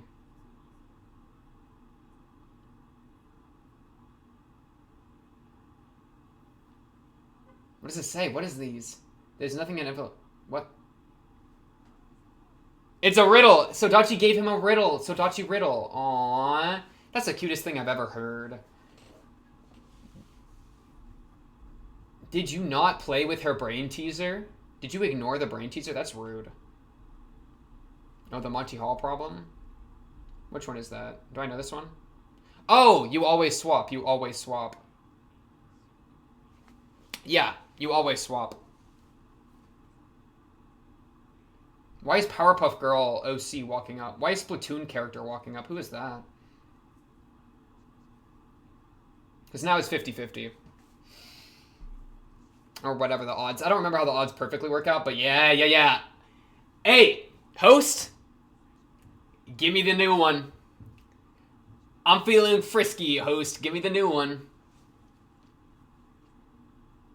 Yeah.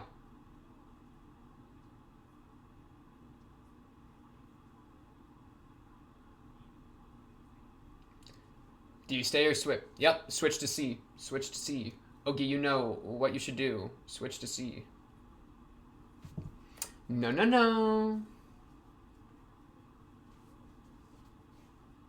You just gotta imagine it with like 100. 100 of them, right?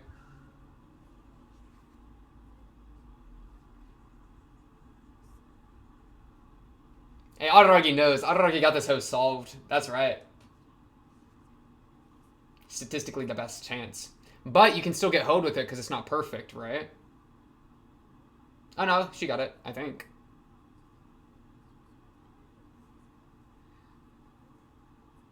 Yeah, let's do it. Okay. We going down statistics. We going down to statistics. Sick. I love that. I love that. I love that.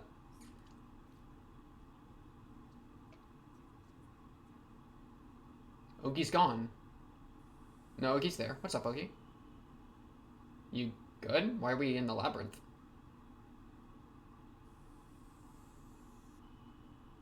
Nadeko. Okay. Why are we bringing up Nadeko? What is going on? Hello? I hate the water that boils without knowing. That was a Sodachi quote right there. So he's thinking of the Sodachi quotes that he just heard recently when she got mad at him. Your uncle slept here? While he's going here. Shows how much it's weighing on his mental. This is a cool place. What is going on? Love the visuals. This is where you met Sodachi? That's what I'm saying, Ogi.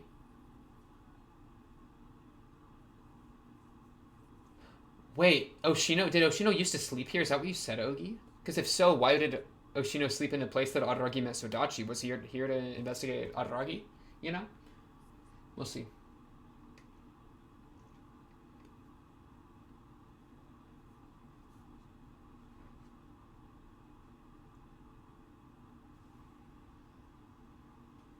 Did she just shoulder check it? Dang, Ogi's strong.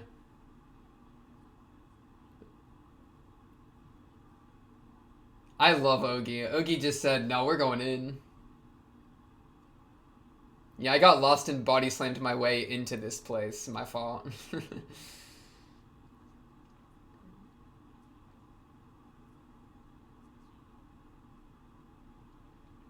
But still better than going off the straight path. Whoa, what? Parents are cops. You're saying it. That's kind of crazy. Me. Ogi's me. Ogi's me. Why did you say it? Exactly, Araragi.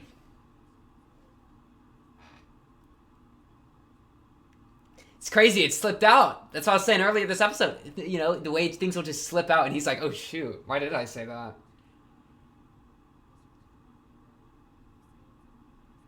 Dang, they got them justice in them.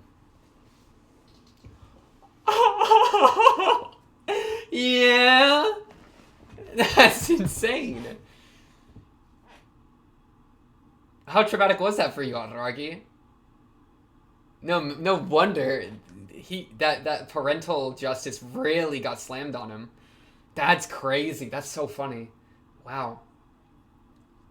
I believe that. I believe that. That makes a lot of sense. Whoa, what?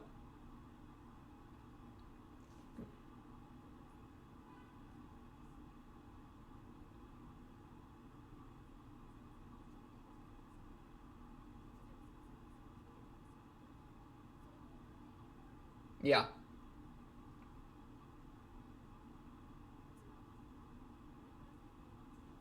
Yeah, that makes sense. Yeah, that would make sense.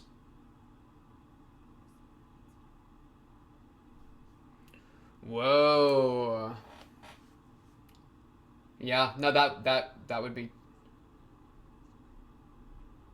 not directly to her hatred.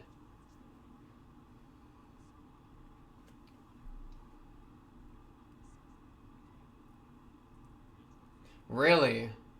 Okay, okay. I don't know if I believe you 100%, but we can work with that.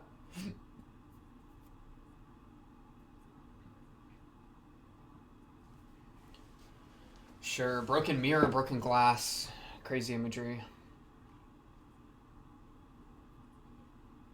Yeah, like does she know his roots? To live means to forget. Like, but okay. Yeah, Ogi. Okay, Ogi, dude. She really thinks she's. That's so funny. She's like, yeah, I'm an oddity. What about it? Okay, okay, Ogi.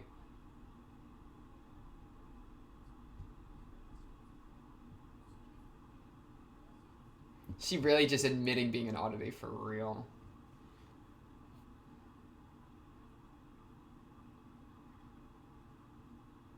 The infinite looping mirror is cool, especially because there's no second mirror that it's looping off of, right?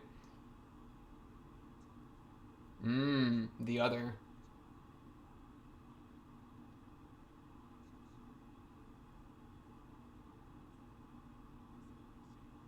Know your enemy.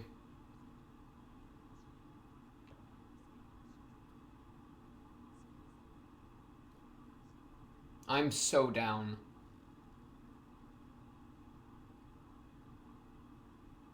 Ooh, this is cool.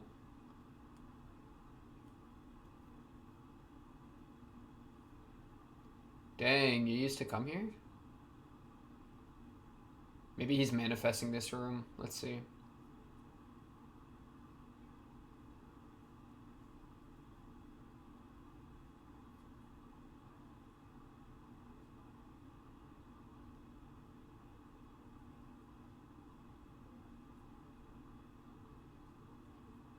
Came here with Sodachi, right? I mean, he's saying we.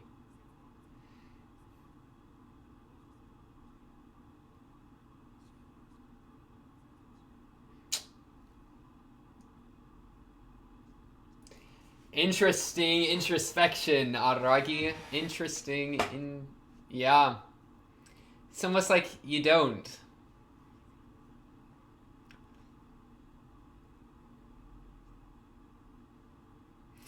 Oh, they're gonna end the episode on me right now. You met Sodachi here, and y'all did a story of what made Aragi who he is. It spoke of me? It's an eyeball! It's a giant eyeball looking over the freaking castle. Okay, same ED, same ED. New OP, though. We'll look at that next episode. We'll look at that more thoroughly next episode. Dang, they just treating me today. They really just said, give me, here's another one. Oh, that was tasty. One more. I appreciate that. Thank you, Monogatari. I appreciate that. So you and Sodachi used to do, like, brain busters in this room, I'm assuming. But why? Because, like, she gave him the map through the Monty Hall problem. she gave him the map that led him here, and he's been here before, which means he's been here before, right? So I would assume they've met here before because she's the one that led him here. Again, he doesn't take that other route in the thing here because the desk is over the motorcycle. The desk is over the motorcycle. Crazy. Did she always hate him though? Why would she do brainbusters with him if she always hated him? Maybe she just like loved to hate him, you know what I mean? Or like he just thinks that she hated him because he didn't understand her that well. I don't know. I'm intrigued. Their relationship seems really interesting. I'm really ready for that. Because look, they seem kind of chilling back here and then. Where they would just do like puzzles and stuff. She'd give him puzzles, you know, he'd do them. They were both some smart cookies, especially when it came to matemáticas. You know. So, very interesting there. He really just admitted the police thing that he had never admitted it to us previously. Because only freaking Karen and Tsukihi told us about that, right? I don't know whenever he admits that to us. I guess he kind of admits it to us. Well, when's all the times he mentions it? He says it in full to Ogi really quickly, though, which is crazy. Man, this OP was nuts. What a crazy OP. I didn't read a single one of the words because I'm too busy looking at all the math. And this part, holy, this was one of the coolest things. Holy. It's almost, like, impossible. Like, look, she escapes out of it because it merges, like, through her. Right? Or does it go over her? No, it goes over... and then, like, crosses over in a weird way. It's, like, dancing around her. That is so cool. But, yeah, we'll analyze that more next episode. These little stamps kept happening. Episode 3, Sodachi Riddle. Okay, so that's just the chapter cuts. They were really quick this time around. Man, remember flashing bits? Wow, that's a throwback. That's nostalgia right there. All the times that we would frame by frame looking for those little flashing bits and just be like, well, I have no idea what's going on. Yeah. Woo! So he doesn't hate Sodachi, but she hates him. She really do be the Riddler, I think. Where she's like testing him with the riddles, with the brain busters. But to what end? Why would she do that? To prove herself as smarter? To try to give him a riddle he can't solve? Did she secretly like it, you know, and thought he was kind of like, ooh, she was kind of into it, you know, as like childhood crush type behavior? I don't know. The coincidence of her coming back, it's funny, she brings it, Ogi brings it up early and then talks about it later. Being that she was, yeah, I didn't even think about that. She knew who it was the teacher as well. That's super interesting. Though I think that does make sense. The whole point that is kind of the mid game of this episode, where she's like, your justice is self-centered. You don't even realize why you're happy. It's like you're reaping the benefits of equaling 1, but you're not paying attention to the like 12 minus 11. You know what I mean? Like, you're only looking at part of the formula. You're not looking for how we reach the conclusion. You're just only looking at the conclusion to try to put it into math terms. Tell me, do you remember what your shoe locker contained? It's the riddles she gave him. She brings up the riddles she used to give him, bro. See, you don't. So, and that's an example of him being self-centered because he doesn't even know about how other people are giving him riddles. Was already really the type of guy that got these riddle notes in his lockers and went, oh, fun riddle to do. Solved. But didn't even, like, consider that somebody put them there, you know? That's so funny and, like, bruh. What a good line. You have no idea what makes you who you are. I mean, she's calling out him. It's like a similar but different call out to his lacking of foundation, you know? Where it's like, you don't even know what, like you hold a justice, but you don't even know why you hold it, right? Like, this is almost like I feels like it's like, perhaps like getting the ball rolling for introspection, where, because like being told you don't know, I mean, he even repeats it to himself, you don't know what makes you who you are. That is something that causes him like a lot of, you know, feeling, right? That causes him like stress, right? He starts sweating. You don't know what makes you who you are. Which then when he actually looks into it and then is like, oh, well, my parents as just adults, you know, and the just rules of society, which is made up of functioning adults. That's the laws I follow. But then he sees the cracks in them, aka the teacher, you know, from Kiyomi 1 or from Owari 1 and 2. Dang! This is so good right now. This is cooking. That causes him to lock in.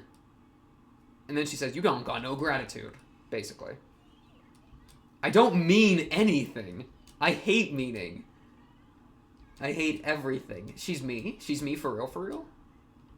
Hating hates hate for hate. That's almost like saying hating things just for, like almost like for the sake of hating, you know? Hating hates hate for hate. It's just hate, hate, hate, hate, hate, hate, hate, hate, hate. She's crazy. Keeps doing the inner cuts here. Is it like entire chapters just filled with hate? She tries to get him to calm down. He's got a watch on. Have I ever noticed that he has a watch on? I mean, that's a constant reminder of time. Literally on his being, on his person. That's interesting. Pink and teal. Just like my water bottle. Just like my water bottle. That's my water bottle's colors. Pink and teal water bottle. And then she shanks him with a school utensil, which gets Senjo being like, "That's my territory." Her line of like, "I've kind of given up on the gimmick, but like it's still mine." That was really funny because that's so true. Either way, she had met the newly arrived Senjo Gahara. Senjo real cool with it. Like this line right here, so funny. "The character trait was discontinued, but I still reserve the rights to it." Okay, dude. Okay. You staple him in the mouth like once in Bake, like one. And then it's like, no, it's still mine. I still have the rights to it. I respect it. No, I respect it. It's funny. Honoko is trying so hard. Look at her try. She's like, "No, please. No more conflict." Poor Honoko. Dang, she does not care, bro. Sodachi do not care. And then they start swinging at each other. You are always kind to the people beneath you. Wait, so what provoked the slap? He and I attending the same university is what I want.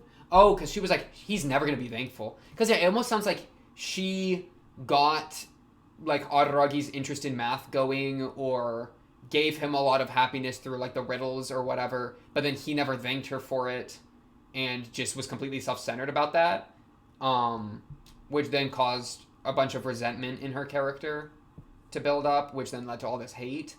And that's what she calls out. And then Senjo Gahara's like, "Yeah, don't care, DNS, plus L plus ratio." And then she slaps Senjo. "You are always very kind to those beneath you." She did not like that. She did not like that. It's funny because, I mean, a second ago she was saying to Araragi, like, "Don't pity me," you know? So it's almost like she has like a thing with like those beneath you or whatever, like gets her upset.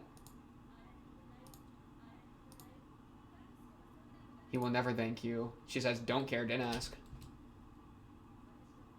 Because I'm not looking for compensation.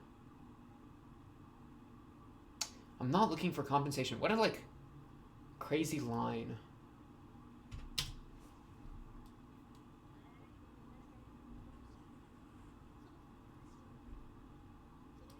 I just want to see the slap again. Give me 1 second.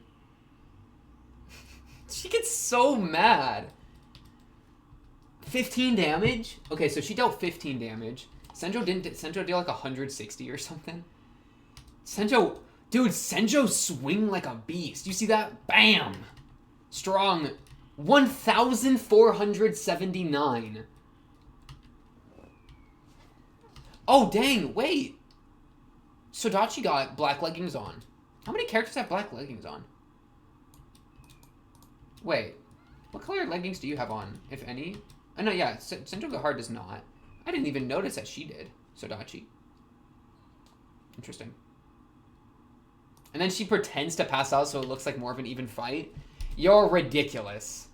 You're ridiculous. Me. Okay, me, dude. Okay. unworthy girl? Why did you call her that? Because, yeah, I assume that Araragi solved this Monty Hall problem and then went to the place with Sodachi, and then they were, like, bonded over, like, the beauty of the logic or whatever. But he never... I don't know, is it like he was focused on the logic as opposed to, like, the relationship, almost? Where, like, because she says, he never thanked me, you know? It was, like, the interpersonal part is, like, what gets her so mad, largely. So I do wonder if, like, she felt like he didn't focus at all about the people-to-people part and was just so focused on, like, the objective logic part that, like, that's what kind of caused that to tumble how it did. Yeah, I love the Monty Hall problem. That's what it's called, right? I actually didn't know the name of it until they brought it up, but I was aware of the concept. I don't know. Friggin' something in there somewhere. The Monty problem? The Joe Wombo Schwombo problem? Monty Hall show. Okay, no, yeah. Yeah. The Nadeko call out. What a random call out.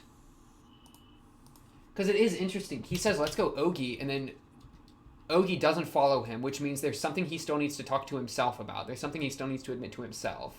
So he goes back in, because Ogi gets him to, basically, by saying, like, no, come back. You know, without saying anything, but yeah. And then he sees Nadeko. So is it kind of like that? Because, I mean, Nadeko was self-centered at the end of the day, right? She only loved Araragi as a completely self-motivated thing so that she would have an excuse to, like, blind herself or, like, an excuse to avoid things, right? It's like an avoidant technique. So she wouldn't have to actually deal with crushes or whatever because she just loved Araragi, right? But it wasn't actually about Araragi. So is it like he and Nadeko are the same in that way, where like he was self-centered with his justice, self-centered in his relationship with Sodachi, in the same way that Nadeko was self-centered? Is that kind of the point? Middle school moment. Let me get this line again with Yoshino. Oh yeah, that thing was just Sodachi. I hate the water that thinks it boils without help. I hate people who don't understand why they're happy. Dang, the understanding is necessary. The beauty of the equation, right? Not just the conclusion of it. I wonder if this building resembles the ruined school building that... Oh, resembles. I didn't see the word resembles. I just saw building uncle slept in. That's as far as I got. Okay, no. Resembles the ruined school building that my uncle slept in. Okay, so yeah, Oshino wasn't actually here. Gotcha. I gotcha. There's a long line. What do you say, Araragi? Similar. Thankless spongers. I'm a bit of a thankless sponger myself. Okay. It is interesting that I met a girl in the ruin of this building. It is Sodachi. We can see right here. Oh, wow. No. He literally lies. Look, in his actual memory of the event, look how well taken care of this place is. The telescope is mounted on its thing. There's this mathematical thing right here. Sodachi's sitting there at the table. Some of the, like, stair things are kind of broken, but these things are, like, nicely stacked or whatever. Ogi's like, oh, you're such a mystery. Oh, you were a little rat. Ogi's literally the audience members. The self-report with the police thing is really interesting. We got a lot more context with them. That's really crazy to me. I mean, that makes sense. Like the thing I talked about before, as soon as we got that information on them being police officers, which still, like, my most proud Monogatari moment is right when they were like, man, where did that come from? Remember way back in Nisei, where, like, freaking Karen and Tsukihi were like, our parents' jobs, and I was like, what, cops? You know? That random call-out, oh my goodness, that one felt so good. That was one of the peaks of this show for me, like, randomly. Where it's just like, you know what would make sense? Like, oh! So funny, so perfect. I love this show, boo. Ogi, why are you a horror movie? But no, yeah. So we get the cops thing. This and because yeah, like the his sense of justice being pushed on him by his parents. This little thing he says is exactly that, right? Like, when I was a little kid and did something wrong, my parents dragged me to the nearest police station, right? Like, and it's interesting though with the police station where it's like they didn't just push their own internal personal justices. They made it about like the society justice, right? The police as a whole. It's like, oh, you did something wrong. This is how society deals with it. This is societal justice, right? This is what the adults do, you know, as opposed to just you did this thing wrong, right? You know. It's really interesting. You suspect that she hates you because of the class meeting 2 years ago. I mean, that's just straight up wrong, because at the start of that meeting, she already hated you. That's why she made you the person in front, isn't it? She literally hated you going into that meeting. What I was talking about, which means there's more to explore, which is what we're exploring right now. Thank you for exploring it, Araragi, but you're literally coping if you're saying this. Stop coping with your past, bro. Thank you, Ogi. Thank you, Ogi. Ogi's right. Ogi is so right. Ogi's just poking the holes. Ogi's like, oh, hole in your story, hole in your story. Thank you. But yeah, that makes sense. As far as her hatred for me is concerned, she hated me from the very moment we met in class 1-3. I think you're jumping to shark. I think you're way too far into the past, right? Because she didn't hate, like, did she hate you right when you met? You literally just went from, she hated me because of the class meeting to, oh, she didn't hate me then. She must have hated me right when we met. Maybe you did something that made her hate you. Okay, like, let's actually deal with that. Maybe, like, she was trying to play riddles with you and you didn't actually play, you know, you didn't actually thank her or something, right? That's probably more the issue. Araragi. I hate the water that thinks it's pours without assistance. Like, you are so mathematically smart and you did not give me any credit. You did not thank me. You did not support me back. Is that what she's thinking? Because I think she might be part of the roots, which is why she gets so mad. But who knows? We'll see. We'll see. But isn't that odd in and of itself? Oddity. To live means to forget. I, for example, hardly remember my elementary and middle school years. Ogi, shut up. I get it. You're an oddity. I get it. You just got born yesterday because you are literally a manifestation of Araragi's repression and such. I get it. I get it, darkness. I get it. You little rat. You little rat. Infinite mirror. Love that. Love that. Funny how there's no other mirror that, like, it's reflecting off of, so it's just kind of like a, you know, like that's a crazy illusion. Because usually it'd be two mirrors and you're in between them and then you look through. I don't know who Bertrand Russell is. I recognize the name, I just don't know what that means. Good question. Look at her dance. How odd indeed. It's almost like you already know the answer, Araragi. We just have to talk about it. You little Copathin. You little Coper Woper. It is interesting. He's saying, like, we don't know how to react because we don't know the goals. I mean, isn't that handy? Because then if you don't know how to react, then you don't really have to react, right? We don't know their goal, so we can't react. So is he intentionally, like, not thinking about the goal and, like, averting his eyes from understanding other people so that he doesn't react? So he doesn't have the reason, like, he doesn't need to react? He's, like, trying to not play the game, but go through the motions. You know, that could be the case. We must first understand the enemy's sense of justice. Good line, though. Good line. But yeah, look, like, the telescope, like, the room is in different array. It's not exactly the same. Like, this telescope is broken and fallen apart.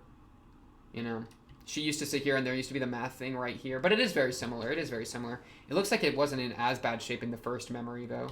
So not just like it did, but similar. You know, maybe I don't have to get onto it that much. You get nostalgic, though.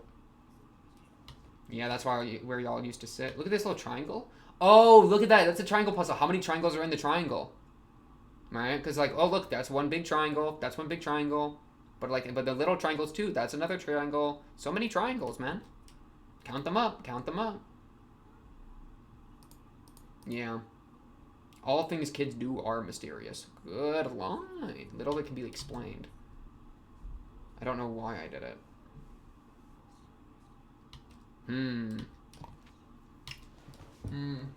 Field notes. Field sources.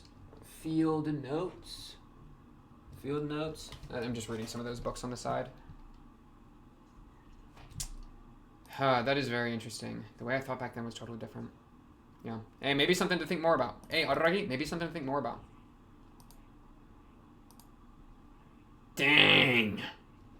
Dang, that's all I'm asking for, Adaragi. Hey, the perfect arc. The perfect arc. It spoke of me, giant eyeball watching over. Giant eyeball watching over. That's the coolest imagery. I love it. Bro. Okay, hey.